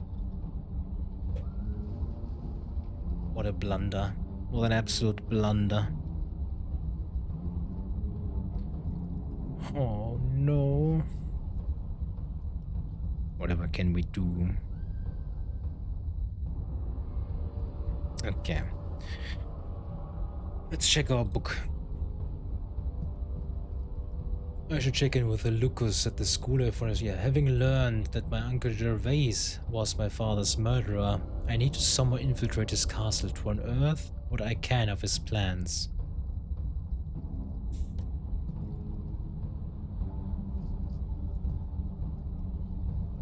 Okay, we have not learned anything new here. It is still morning.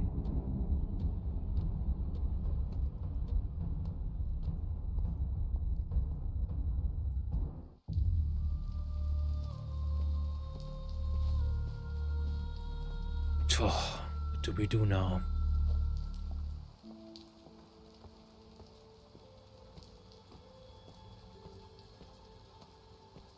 I guess we could also dig up more bodies in the night. Next night, I think we should dig up more bodies. But since it is morning, Quick, get inside. yeah, I'm inside. We'll go to the academy and teach some children.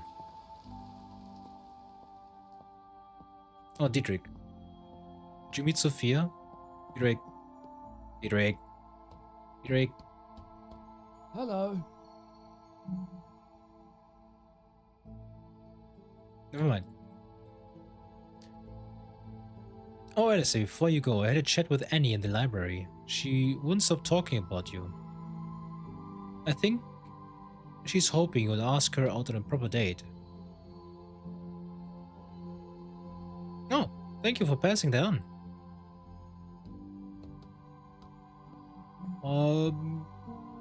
Where's Annie? Is she not here in the mornings? I guess not. Okay. Anyways, time for work.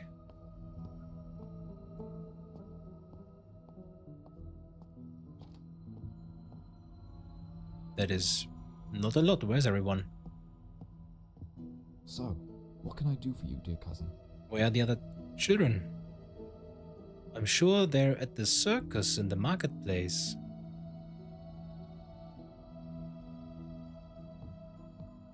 There's a circus at the marketplace? Does that mean I cannot collect my pay again?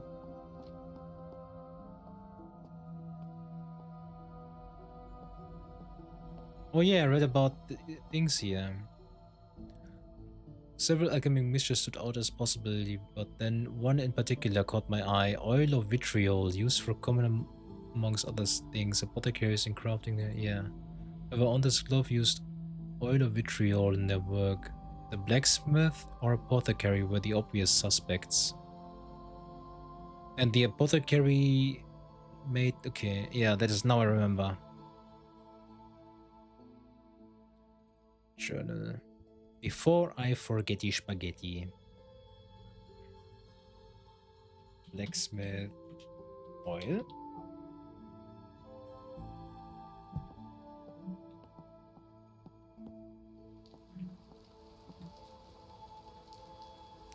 So there's a circus.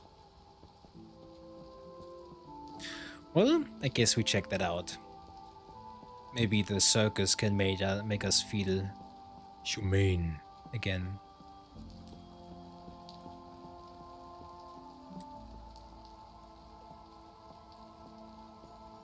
The great Marconi. As I approached the market square, I could hear the murmurs of many voices raised in hushed excitement. I was unsure of their origin, as an eager mob sounds not unlike the whispering dead, but these mutterings seemed more human the closer that I stepped. Bursting through their enthusiasm came a single bellowing voice. Ah, at last the crowd has reached the swelling proportions which might entice our main attraction. You see, fair citizens of Mons, he is not one to perform for any paltry rabble. Any small collection of the curious, no, not at all. He must have an audience worthy of his might, his splendor, and his terror. The last word rolled off the man's tongue with an elongated, fading tail. He stood atop a small platform, and his thick moustache wiggled with each phrase, loftily cast towards the crowd. Behind him, a small, curtained enclosure brimmed with theatrical energy. Prepare yourself, dear audience, for I, the great Marconi, will guide this creature towards a wondrous performance, the likes of which you have never witnessed. Yes, I think at last the object of our amazement is upon us. The huckster waved dramatically towards the curtains, and the crowd's murmur dropped into an anticipatory hush. Then, nothing much happened, as the wind kicked against the draped fabric. Once more I say, I think the object of our amazement is upon us. A rumbling growl rose from inside the enclosure, and after a short, fumbling delay, a beast burst through the curtains. It stood 2 heads taller than any man in the crowd and was coated in thick ursine fur. Okay. Its claws and teeth gleamed in the light, too pristine for any wild animal, and its arms stretched outward, before the great bear fell onto all fours and scanned the gathered crowd. Nice. I like how they got someone to voice act this.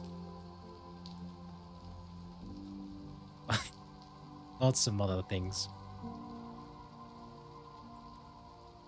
Nice. Here he is at last. Behold, my captive audience, the splendor of Ralston in all his unchained might. From the mountains of Mitre he comes to you, eager to perform. Now, I see some of you step back with apprehension. I see the unease upon your faces. For a wild bear stands before you with no sign of constraint. But I assure you, there is no danger here. For I, the great Marconi, have raised this bear from a cub, and he harbors no ill will towards man. Quite the contrary. It has become his greatest pleasure to perform. Is that not right, my ursine companion? You see, fair citizens of Mans, he only wants to entertain. And as it turns out, the great beast has a fondness for music. Please allow me to demonstrate. At this, the great Marconi produced a small concertina and began to play. The bear, with a few lumbering movements, stood upright and swayed along to the melody. Laughs burst from the crowd, a mix of relief and amazement. No ballerina to be sure, but fair-footed just the same. And even with a penchant for song. Oh, the mountains they do sing, with stony melody of a great land which all have loved to see. See! Nice. Ho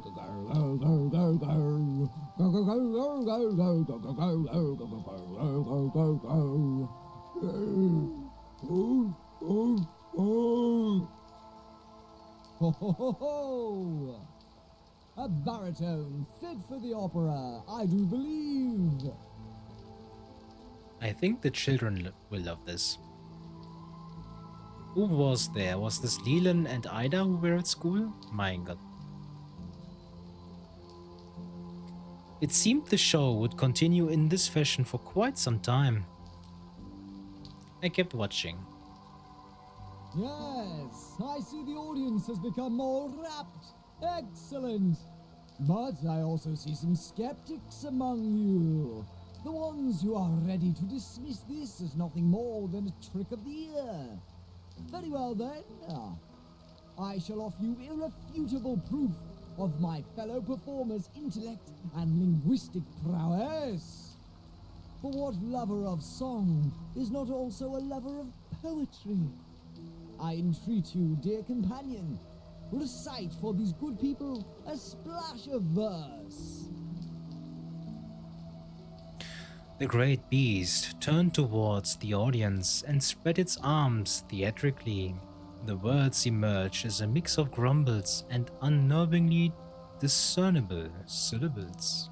Girl over here, girl over there, girl through breast, girl through breer, girl over park, girl over pale, girl through flood, girl through fire, I will wander everywhere.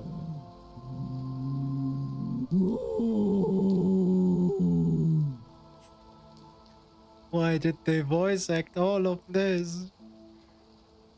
Ah! The recitation of verse culminated with a tremendous roar from the bear. The sent some of the audience into shivers, though the eloquence of the wild beast strained belief. I stepped closer. I pushed past several spectators to get a better look. From here I could see the theatrical grease paint plastered across the great Marconi's face. But the bear bore far more curious details. I looked at the bear's paws. Its great forepaws seemed stiff and unpliable, as if the digits could not move independently. This was all the more odd when compared to the back feet, which bent strangely at the ankles, giving the impression of a man's boot. I peered into the bear's eyes. They were glassy and remained fixed. They did not dart from side to side or track any of the spectators that stood before them. They resembled the eyes of taxidermied animals, dull and lifeless, but with an unnatural shine. I examined the bear's fur. It hung strangely on the animal's body. Despite some groomers' best efforts, patches seemed to flow in entirely different directions, especially around the joints. The coat resembled patchwork, more manufactured than natural. I waited for the performance to finish. After a bit more song and dance, the great beast uttered a final roar and the crowd burst into applause. Marconi stepped forward, a beaming smile across his face and an upturned hat in his hand. Magnificent, is he not? Ah, but a creature like this works up quite an appetite with his performance, and we must endeavor to keep him well fed, so his joy for song does not turn into bestial rage. Good people of Vance, I entreat you, reward this fine creature. Several onlookers tossed coins into the hat, while others smiled and looked away, the purse strings tightly cinched. I placed the coin into the hat. The great Marconi smiled and winked in my direction. And now I'm afraid our friend must rest. But worry not, citizens. He will sing again this evening. Make sure to bring your friends, so they do not doubt you when you tell them of the great Marconi and his singing bear. As the crowd dispersed, I wondered if something was at play here, and considered returning later that evening, when the beast might be resting unattended.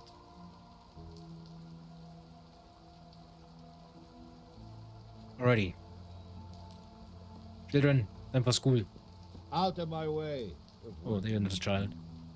Sorry.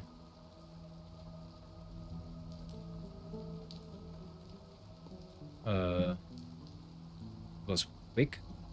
They rather dispersed rather effectively, I must say. Reynard? I know that name. Why do I know that name?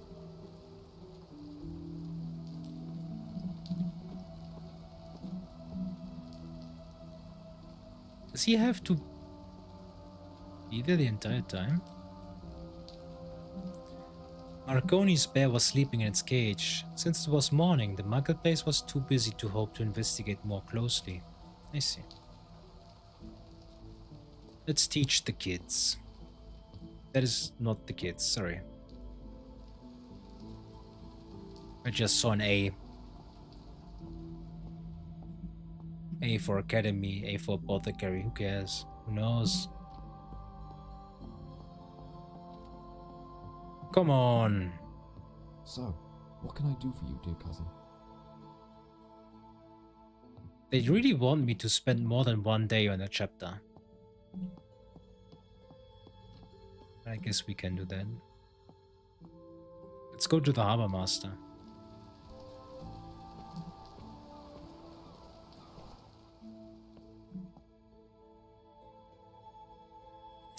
No, sorry. Let's actually go to the smithy.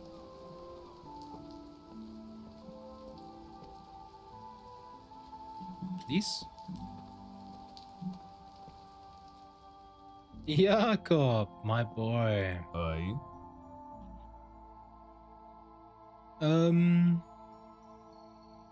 Do you know what might have made the marks on this glove? I held out the oddly scarred glove I had found at the cemetery. He squinted at the glove. Ah, okay, let me see that. I recognize it. Vitriolic oil, or something like it anyway. I knew about vitriolic oils from my time at the university. I knew I'd recognize those marks. Ah, of course, it's a reagent used in alchemical experiments. I don't know about all that nonsense, I just use it for etching when the customer demands it. That's usually too fancy for my tastes, though. So you have some here then? Aye, but it's not for sale if that's what you're asking. So where would one get such a substance then? I ordered mine special. It comes in through the shipyards. takes some time. I don't know anyone who carries it in town. It was possible the suspect obtained this oil through illegal means. Docks might be the place to ask. There was no knowing what might come through the port under the cover of the dark. I don't want to anger the Smith boy more than necessary, so yeah, let's just straight ahead go to the dockyard again. Bodies. Alphonse. Oh, watch out! Heavy crates being stacked.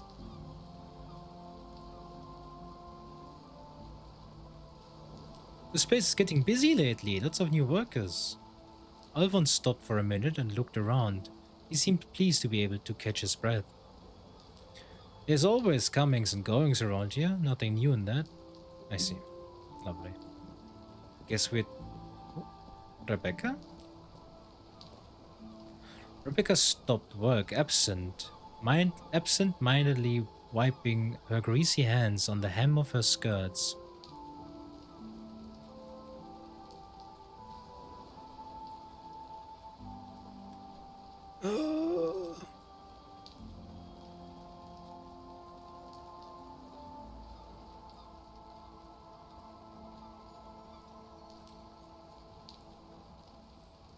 Interesting.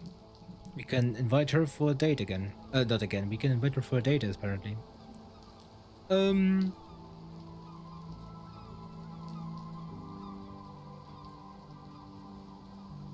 Tja, never mind then.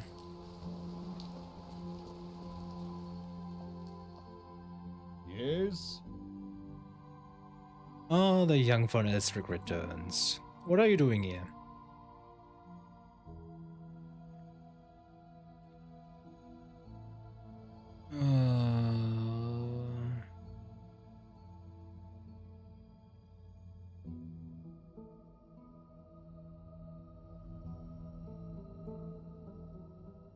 How is your lovely daughter doing these days? Emily, isn't it? There was nothing. Wait, why is there nothing with the glove? Well, let's go discuss the debt, apparently. He stopped glaring into his book, then stood tall to look at me.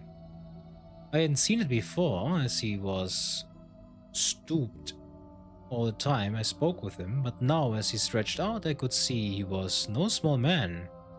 He was old, yes, but he still had a powerful frame. He might even have worked the docks himself with such a physique. Well, I felt uncomfortable. I owed your father nothing, boy, and even if I had, I owe you less. Do you understand?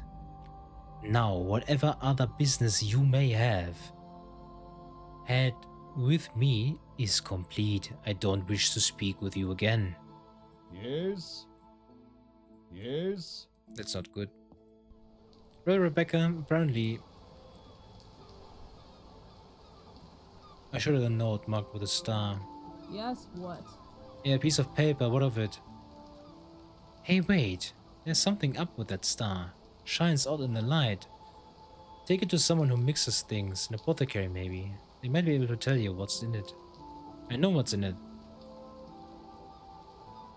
I have evidence that points to the Harbour Master being behind the attacks.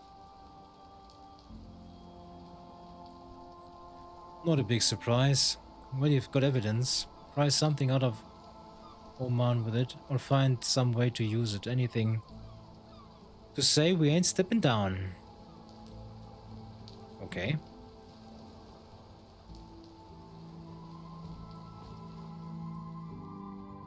Yes? Schmutz. We'll wait a day. Good. What else?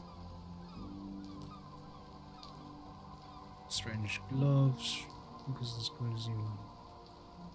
Yeah, maybe Lucas is... No, he didn't have work for me again. What is this schmutz?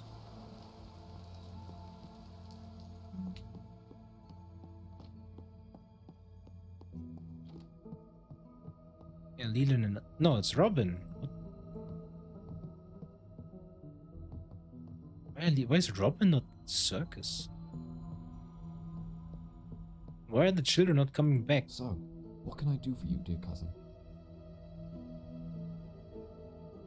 You will to pay after asking continue work at your job. You can only do this once per chapter.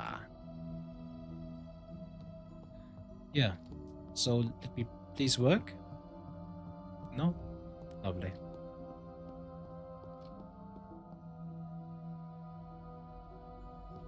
Okay, let's advance time then.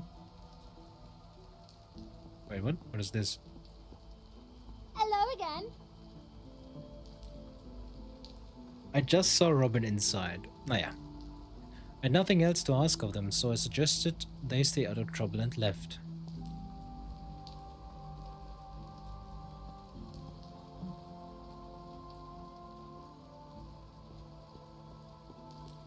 The academy. There's Annie. Let's go.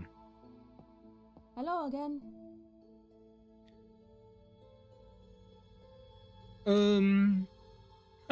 So Annie, would you like the proper date with me this evening? A rendezvous? That sounds like a splendid idea. Especially given all the madness in town these days. Shall we meet at Garnet's and go from there? Yes, at Garnet's, and then at sunset stroll, a sunset stroll perhaps. Sounds wonderful. I'll see you this evening. And I believe there's no more school in the afternoon. Hello, dear cousin. As the wood burns, the phlogiston is released into the air, growing plants then absorb it and become phlogisticated.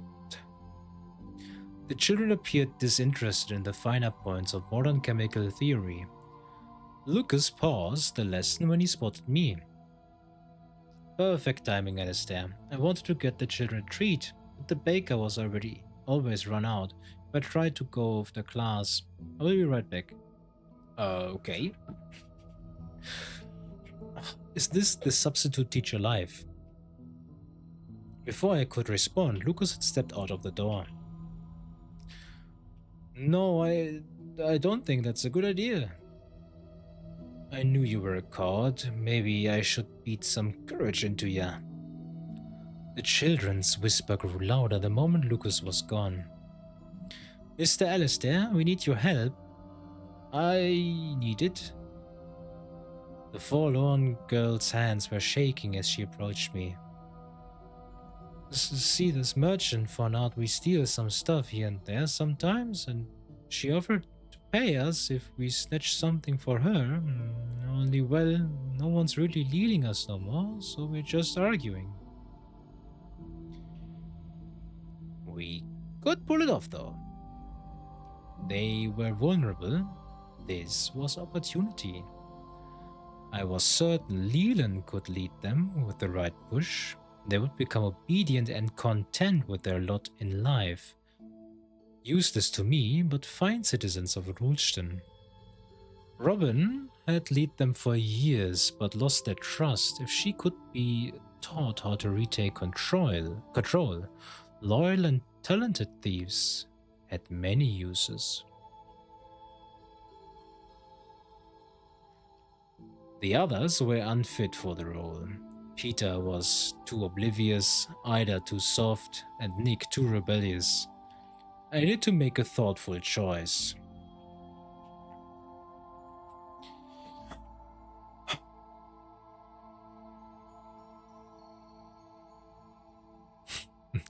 Thank you, microphone, for not picking up on my scythes. Can I check this? No. Okay. I refuse to get involved, I see. I would support Robin to lead them down a dark path that could prove useful. I would support Leland to lead them down the safe path. So, it is somewhere in the 1600s, or maybe 1700s.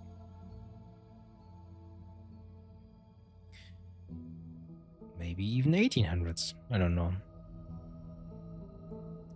But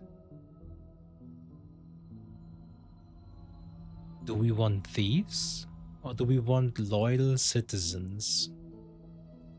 What would loyal citizens, useless to me, mean for Rulston? These children would no longer steal.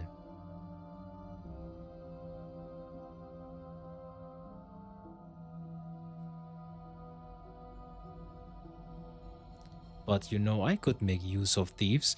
You know, Leland got me that death shroud. They are very effective as thieves. We know that. I am Robin, leader of the gang. You're no longer leader of the gang, apparently. Oh no. We also cannot make a break here. Okay. Oh god. I said it so many times that I would like to have, like, the children as my source of thieves. Like, they can get me things. But it is just the better choice, in my opinion, to just have Leland lead them and then make them into, you know, fine citizens of Rulston.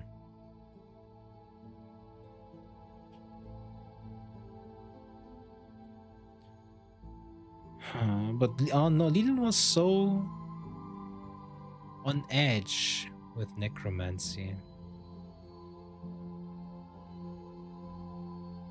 He does not like stealing. Ida also doesn't want that, I think.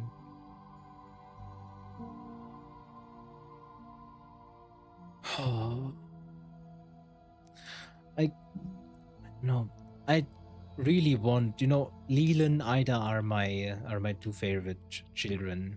So I guess I should support Leland.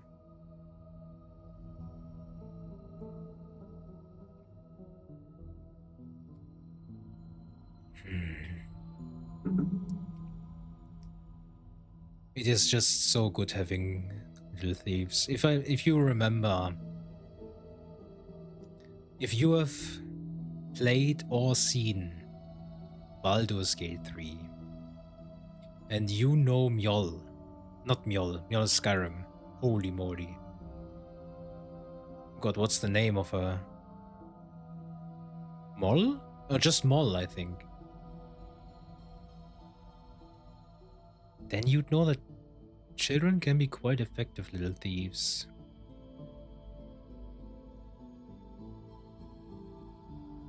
This is stressing me out right now, holy moly. Okay, never mind. We'll support Leland. It is a safe path. We can get stuff one way or another. I hope so, at least. So let's support Leland. Leland, you don't think the group should work for this merchant? Yes, sir, Alistair. Come here, please, Leland.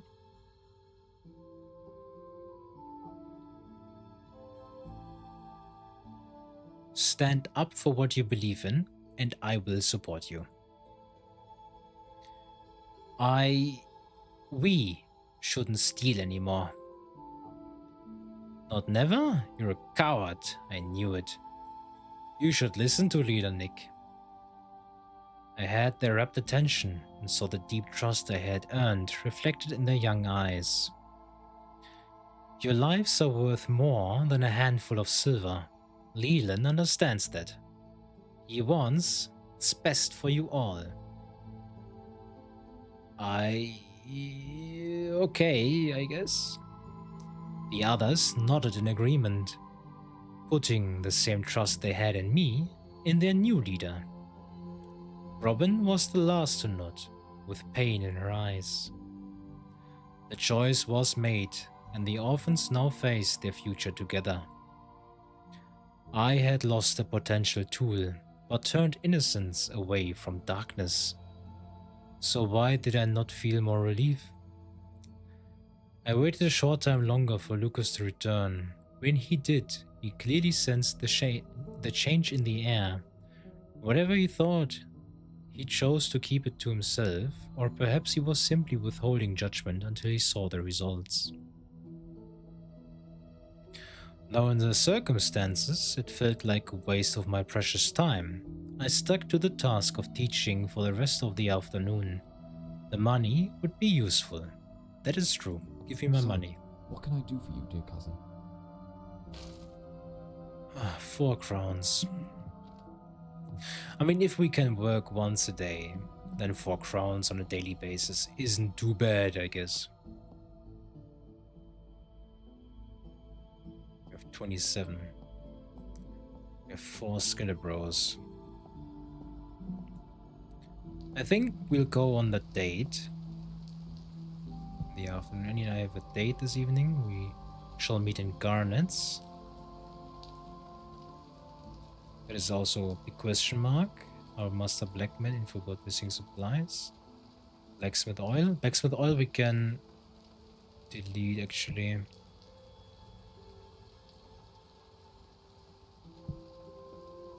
So the harbor master doesn't want to see us anymore.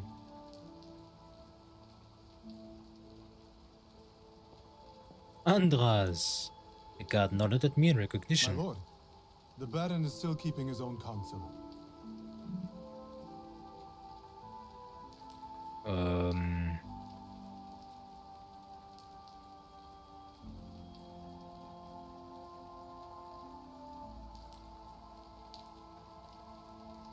Oh yeah, wait, what do you decide to leave?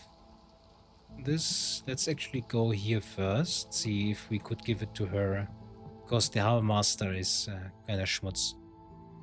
Let's talk about your involvement, about these 2 notes. I think these 2 notes are the leverage you need with the guild. Take them.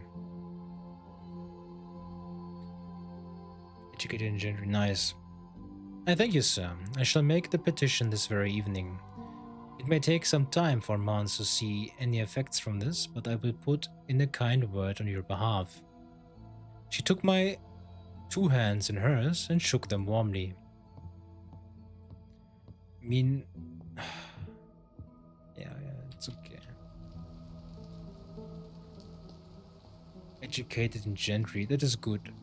That is very good, actually. My lord, the Baron is still keeping his own counsel.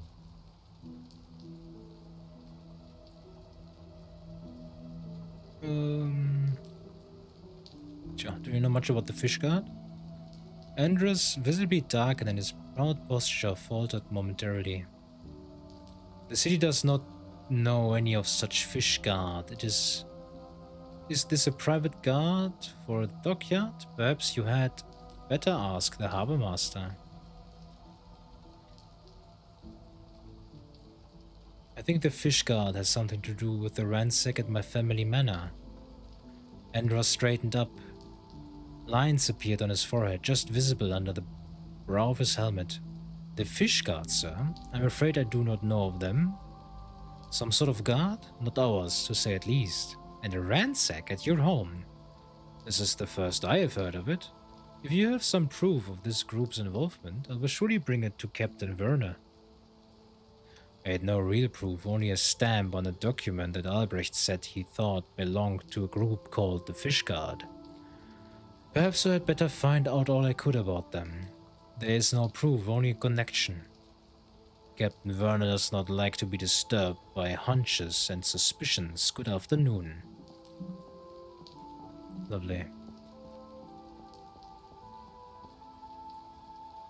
Moika. The barracks are close to civilians. Okay. Excuse me, my lord.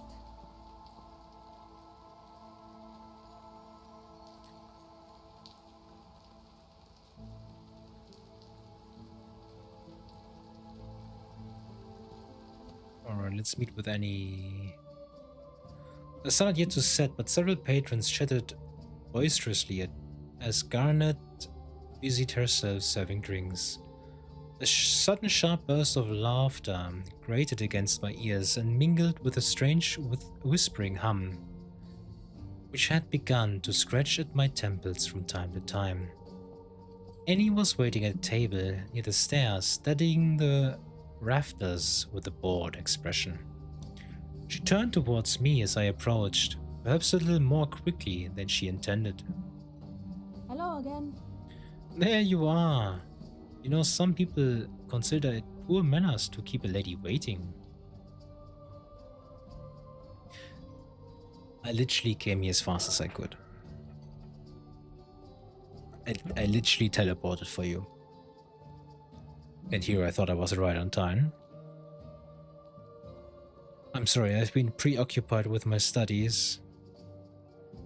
I'm as keen as the next person to spend my day burrowed inside a book.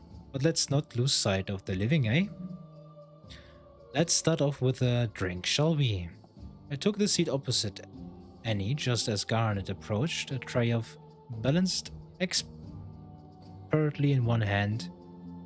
A tray balanced expertly in one hand, while the other fiddled with a coin purse on her side. She winked conspiratorially at me. What'll the fine young pair be having then? Fong Yong? My god. I should go to sleep soon.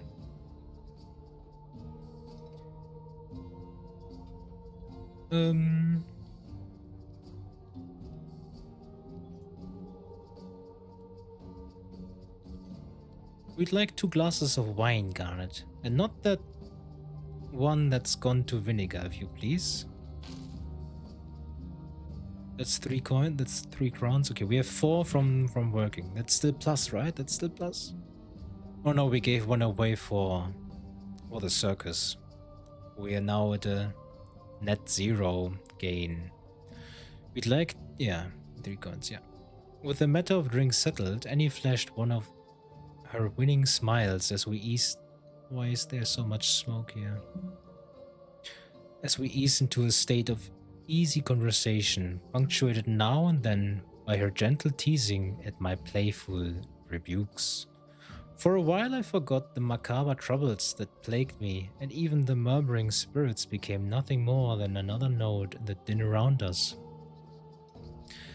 But it did not last.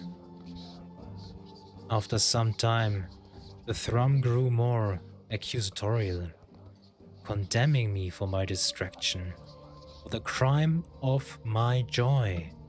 I could hardly maintain focus. Can you believe it? Alistair! Alistair! Or listen to me prattling on about disgruntled cooks and misplaced bedpans. It is no wonder you had it somewhere else. It is entirely my own exhaustion to blame, don't worry. Well then, perhaps we must do something to get your blood moving. Doctor's orders. Even as she smiled sheepishly, she blushed at her own insinuation. Oh, Dr. Kelly, what are you suggesting?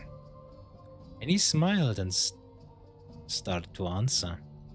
Just then, a burst of laughter erupted from a table behind me. We turned to see Diedrich and Sophia caught in an uproarious howl, each of their faces turning red with merriment. Sophia touched Diedrich's hand. It's 2 tables behind us, my god. Sophia touched Diedrich's hand affectionately, and he blushed even redder than before, as stupefying happiness plastered across his face. Well, if that isn't just the sweetest thing. She looked at me with my pallid expression and tired eyes, then frowned with sympathy. Maybe this tavern has a few too many distractions. Let's take that walk now. We can start in the market. It's open late this evening for the festival. Without waiting for my response, she stood and made her way towards the door.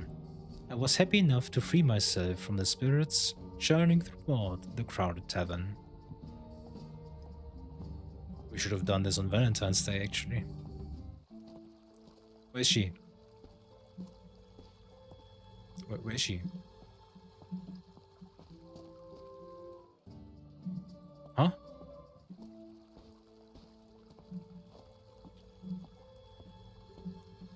Market. She said market. Oh.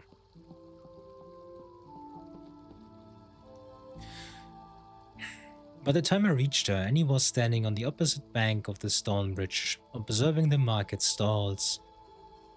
Most of the merchants had begun the process of packing up their wares, casting hopeful looks at any passerby who might lighten their burden with a purchase. Hello again.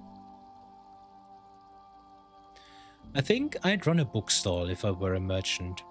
I'd be a rubbish saleswoman, of course. I'd refuse to sell any of the books I liked, but it would be a nice business to ruin for a while. What about you, Aristides? If you weren't an academic, what sort of stall would you run? I think I'd want to collect curios.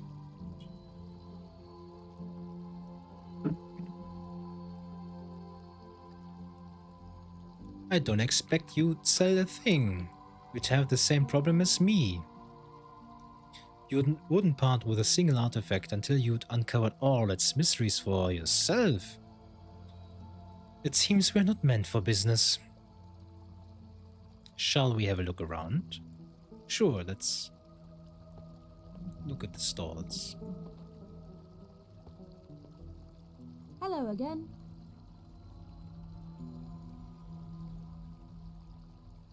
The stall was largely depleted, with several empty crates yet to be cleared away, but a small bushel of apples lay tucked against the wood. Evening, young lord. Anything interesting? Anything interest you see this evening, other than your fine companion, of course? I looked up towards the merchant, expecting to see her familiar face contorted in a boorish laugh, but I was instead greeted by a grotesque visage of a corpse. Huh? Her skin was peeled and full of oozing pustules, and her hair thin and wisp, like atop the rotted dome of her skull.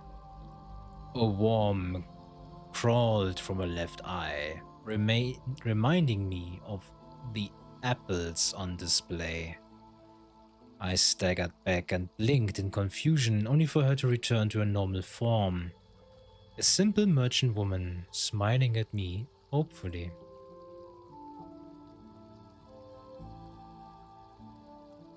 I lost the episode, sorry.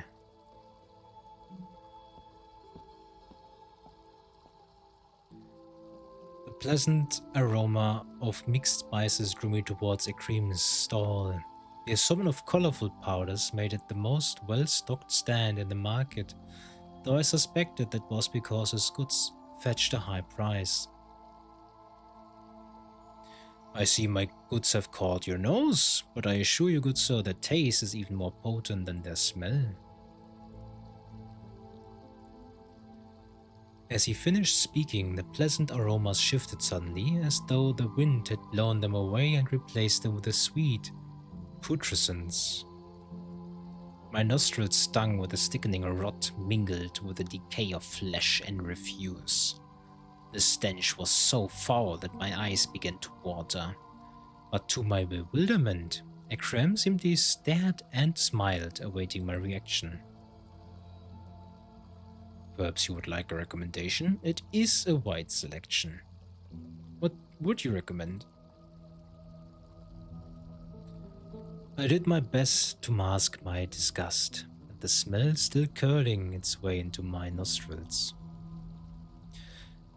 I've just received a fine quantity of powdered saffron from the Persian fields. Splendid stuff and very versatile, but I dare say rather expensive given the cost of delivery. Does it interest you at 3 crowns? Yes, it will make a fine gift. Indeed it will.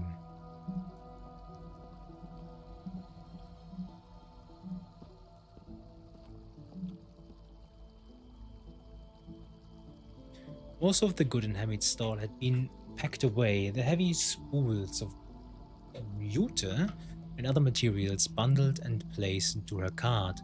Only a small display of light, delicate fabrics hung from one of the vertical beams. The silks and clothes and cloths billowed gently in the twilight breeze, inviting purchase. Assalamu alaikum. You've come just in time. Can I interest you in a kerchief, a cravat, or perhaps a shawl? To win the favor of your companion? Amida winked at me broadly, but before I could respond, a movement among the large bundled fabrics drew my attention. Sorry. Where was I? The materials heaved and contracted in a struggling fashion, as though someone trapped within were trying to escape. The enfolded entity strained and pushed against the fabric until at last a rotted skeletal hand burst through the material. Master von Elstrick, was there something you wanted? The inquiry pulled me back to myself, and when I looked back towards the bundle of jute, the hand was gone. Is a gift for my companion, please. What do you think would work? Hamid sized up Annie, who smiled shyly back. I've just the thing for the young lady. The shawl is expertly dyed and will match her lovely hair. It won't fade anytime soon and should keep the delicate nape of hers warm. It will be 5 crowns. Yes, that will do nicely.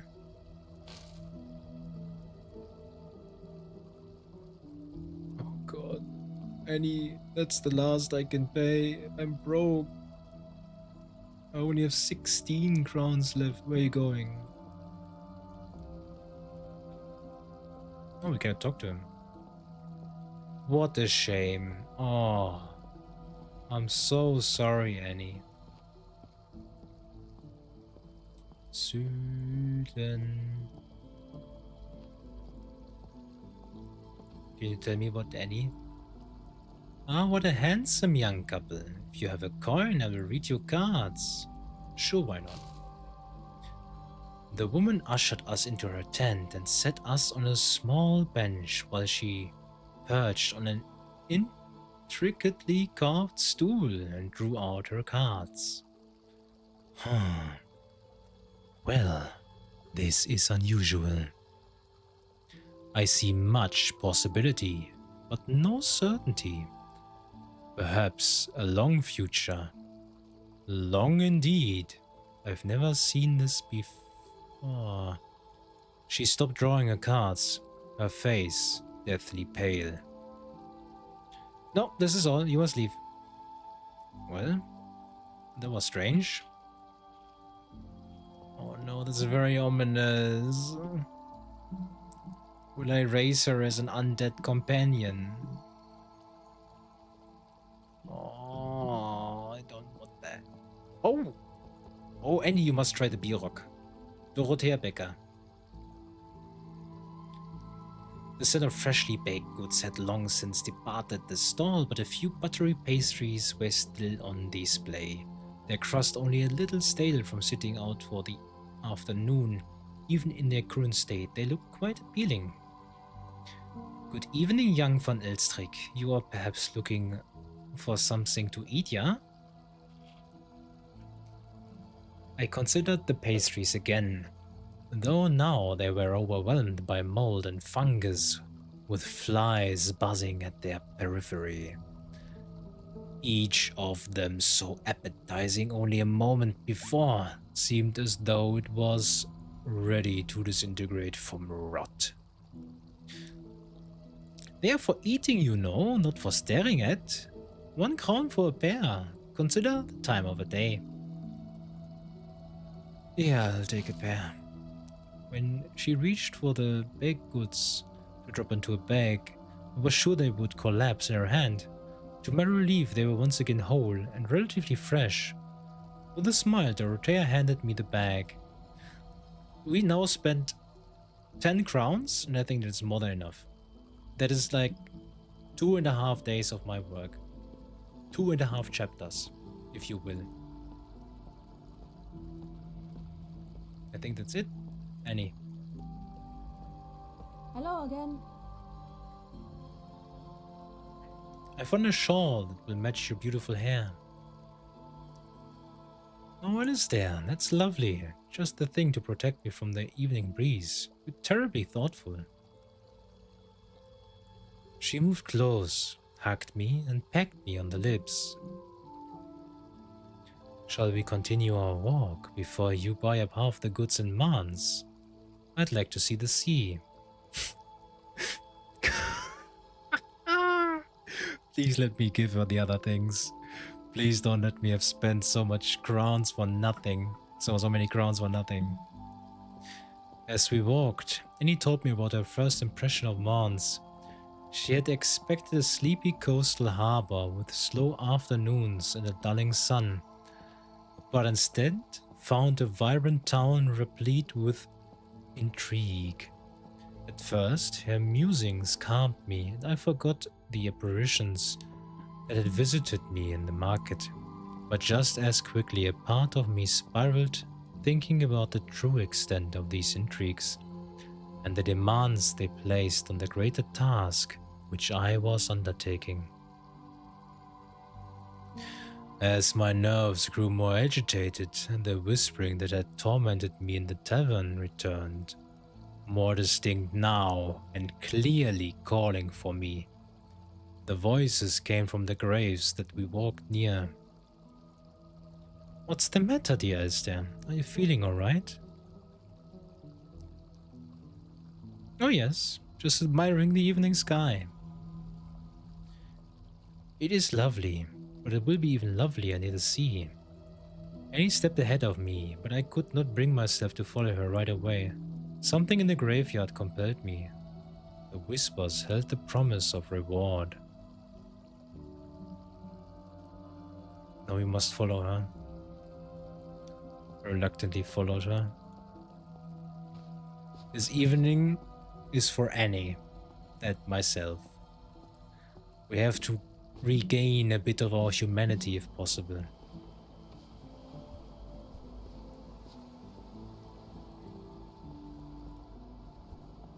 Because, my god, that is beautiful.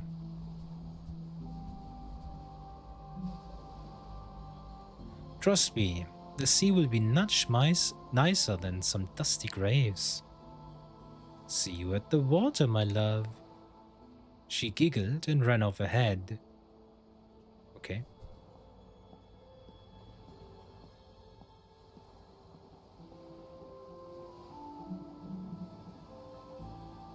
Annie was already sitting at the edge of the water, her shoes off and her feet splashing gently. She turned towards me and spitted and patted the steps beside her. Ah, yes. The arm.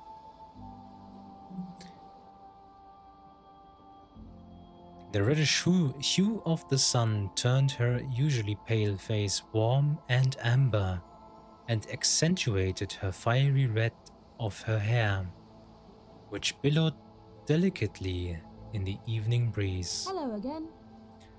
Oh, Alistair, the night has been such a pleasant respite from the dark things brooding in Mans these last weeks. And look, even the sun has given us a perfect view. Let's stay here until the last silver is beyond the horizon. I'm not sure I can resist you that long. Oh, you cad! I just enjoy the pleasant view. Will you... Sorry, what? I just enjoy the pleasant view, will you? Oh, okay. We can see about all that later. A glinting smile suggested that my proposition was not entirely unwelcome. I looked at my beautiful Annie as she took in the ripple of red light against the sea and followed her gaze to the gentle waves that lapped against the stone walls just below us. At first, I was taken with the delicate bend of her ankles and her high shoes strapped tightly and enticingly around her calves, secure and firm. Those crisscross straps drew my eyes up to her shapely knees and thighs, where her short dress danced teasingly in the breeze. But as the waves undulated below, strange shadows began to play at my eyes. Tendril-like hands churned below the surface, their fingers lapping and folding over one another like slithering snakes. Alistair, is everything alright? Her words passed through me as the hand rose upward, bringing a chorus of whispers with them. A ghostly palm with skeletal fingers wrapped itself around her ankle, delicately caressing her calf, and stroked gently up towards her thigh. It then tightened around her leg as if to pull her into the depths. But another hand rose before me, bearing a piece of ghostly parchment, the inscription similar to those pages in my spellbook, which still confounded me, even with its faint spectral glimmer. I could sense that it held great power. Still, we are here to save Annie. I reached to save Annie, and placed my hand on her shoulder, steadying her. She jerked backwards and gasped. Goodness, you caught me just in time. I about lost my balance somehow. You've been absolute gallant this evening. I can be less gallant if you wish. No, I aim to please. Oh, I suspect we'll see about that. You've been playing your cards just right. She led me then up the steps and onto the nearby beach, where the sand was soft. We kissed and she pressed her body into mine, her heat warming me with desire. I took it slow.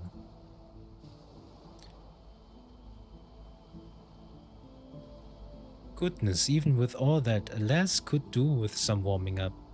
Perhaps somewhere private? That sounds like a splendid idea. Well, it's a first aid. Technically, the hospital was the first aid. Then this was the second, and then this is the third date, I believe. Yeah, that sounds like a splendid idea. Annie stood up and took my hand, wordlessly leading me down the cobblestone and towards my home, its silhouette still clear against the twilight. Oh my god. We went straight to my chamber and made love there on my bed. I awoke in my room with a taste of an intoxicating evening still on my lips. A note in Annie's handwriting sat on the stand beside me. You were sleeping so soundly that I couldn't bear to wake you, even if I might have enjoyed revisiting our steamy evening in the light of day. Next time, I won't be so lenient. See you soon, A. And with that, I think we can end it for this week with the Necromancer's Tale. That was quite the ending. Are you happy that you watched, or you're angry that I did it? You know, obviously, we have to ponder what we now missed because we focused on Annie and not on our studies. Apparently, we missed this another side of our beautiful book here. And things in the graveyard. Maybe we can check the graveyard out next time. Maybe I'll make a note now. Sorry, that is not the button for the note. check the graveyard. Alright, let's save here then. Asking no. Let's make an Alistair journey over, right?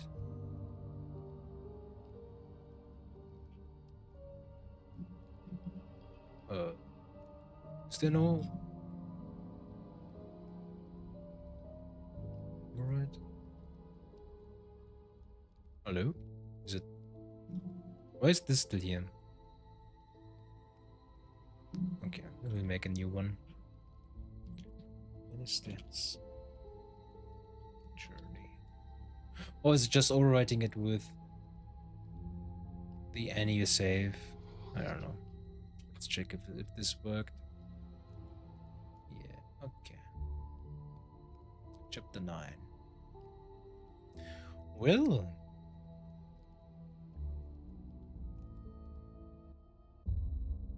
With that, we end it. It is a bit later than I had hoped. I have also read so much today that this is now the first time I experience my throat becoming a bit, what is the word, hoarse or rough? I don't know. But, you know, I need to shut the frick up, lay in bed and sleep, and then we'll see each other later. For me, not tomorrow, for it is already tomorrow for me. So today is tomorrow, tomorrow is today. You know, I cannot say that we play Prey tomorrow, but we play Prey today. Later. That is right. Okay. Anyways, I'm sorry for my absolute babbling here. I thank you all for watching. And I sure hope I see you all next time when, as you might have guessed, we play Prey. But until then, I just say Baba Booey.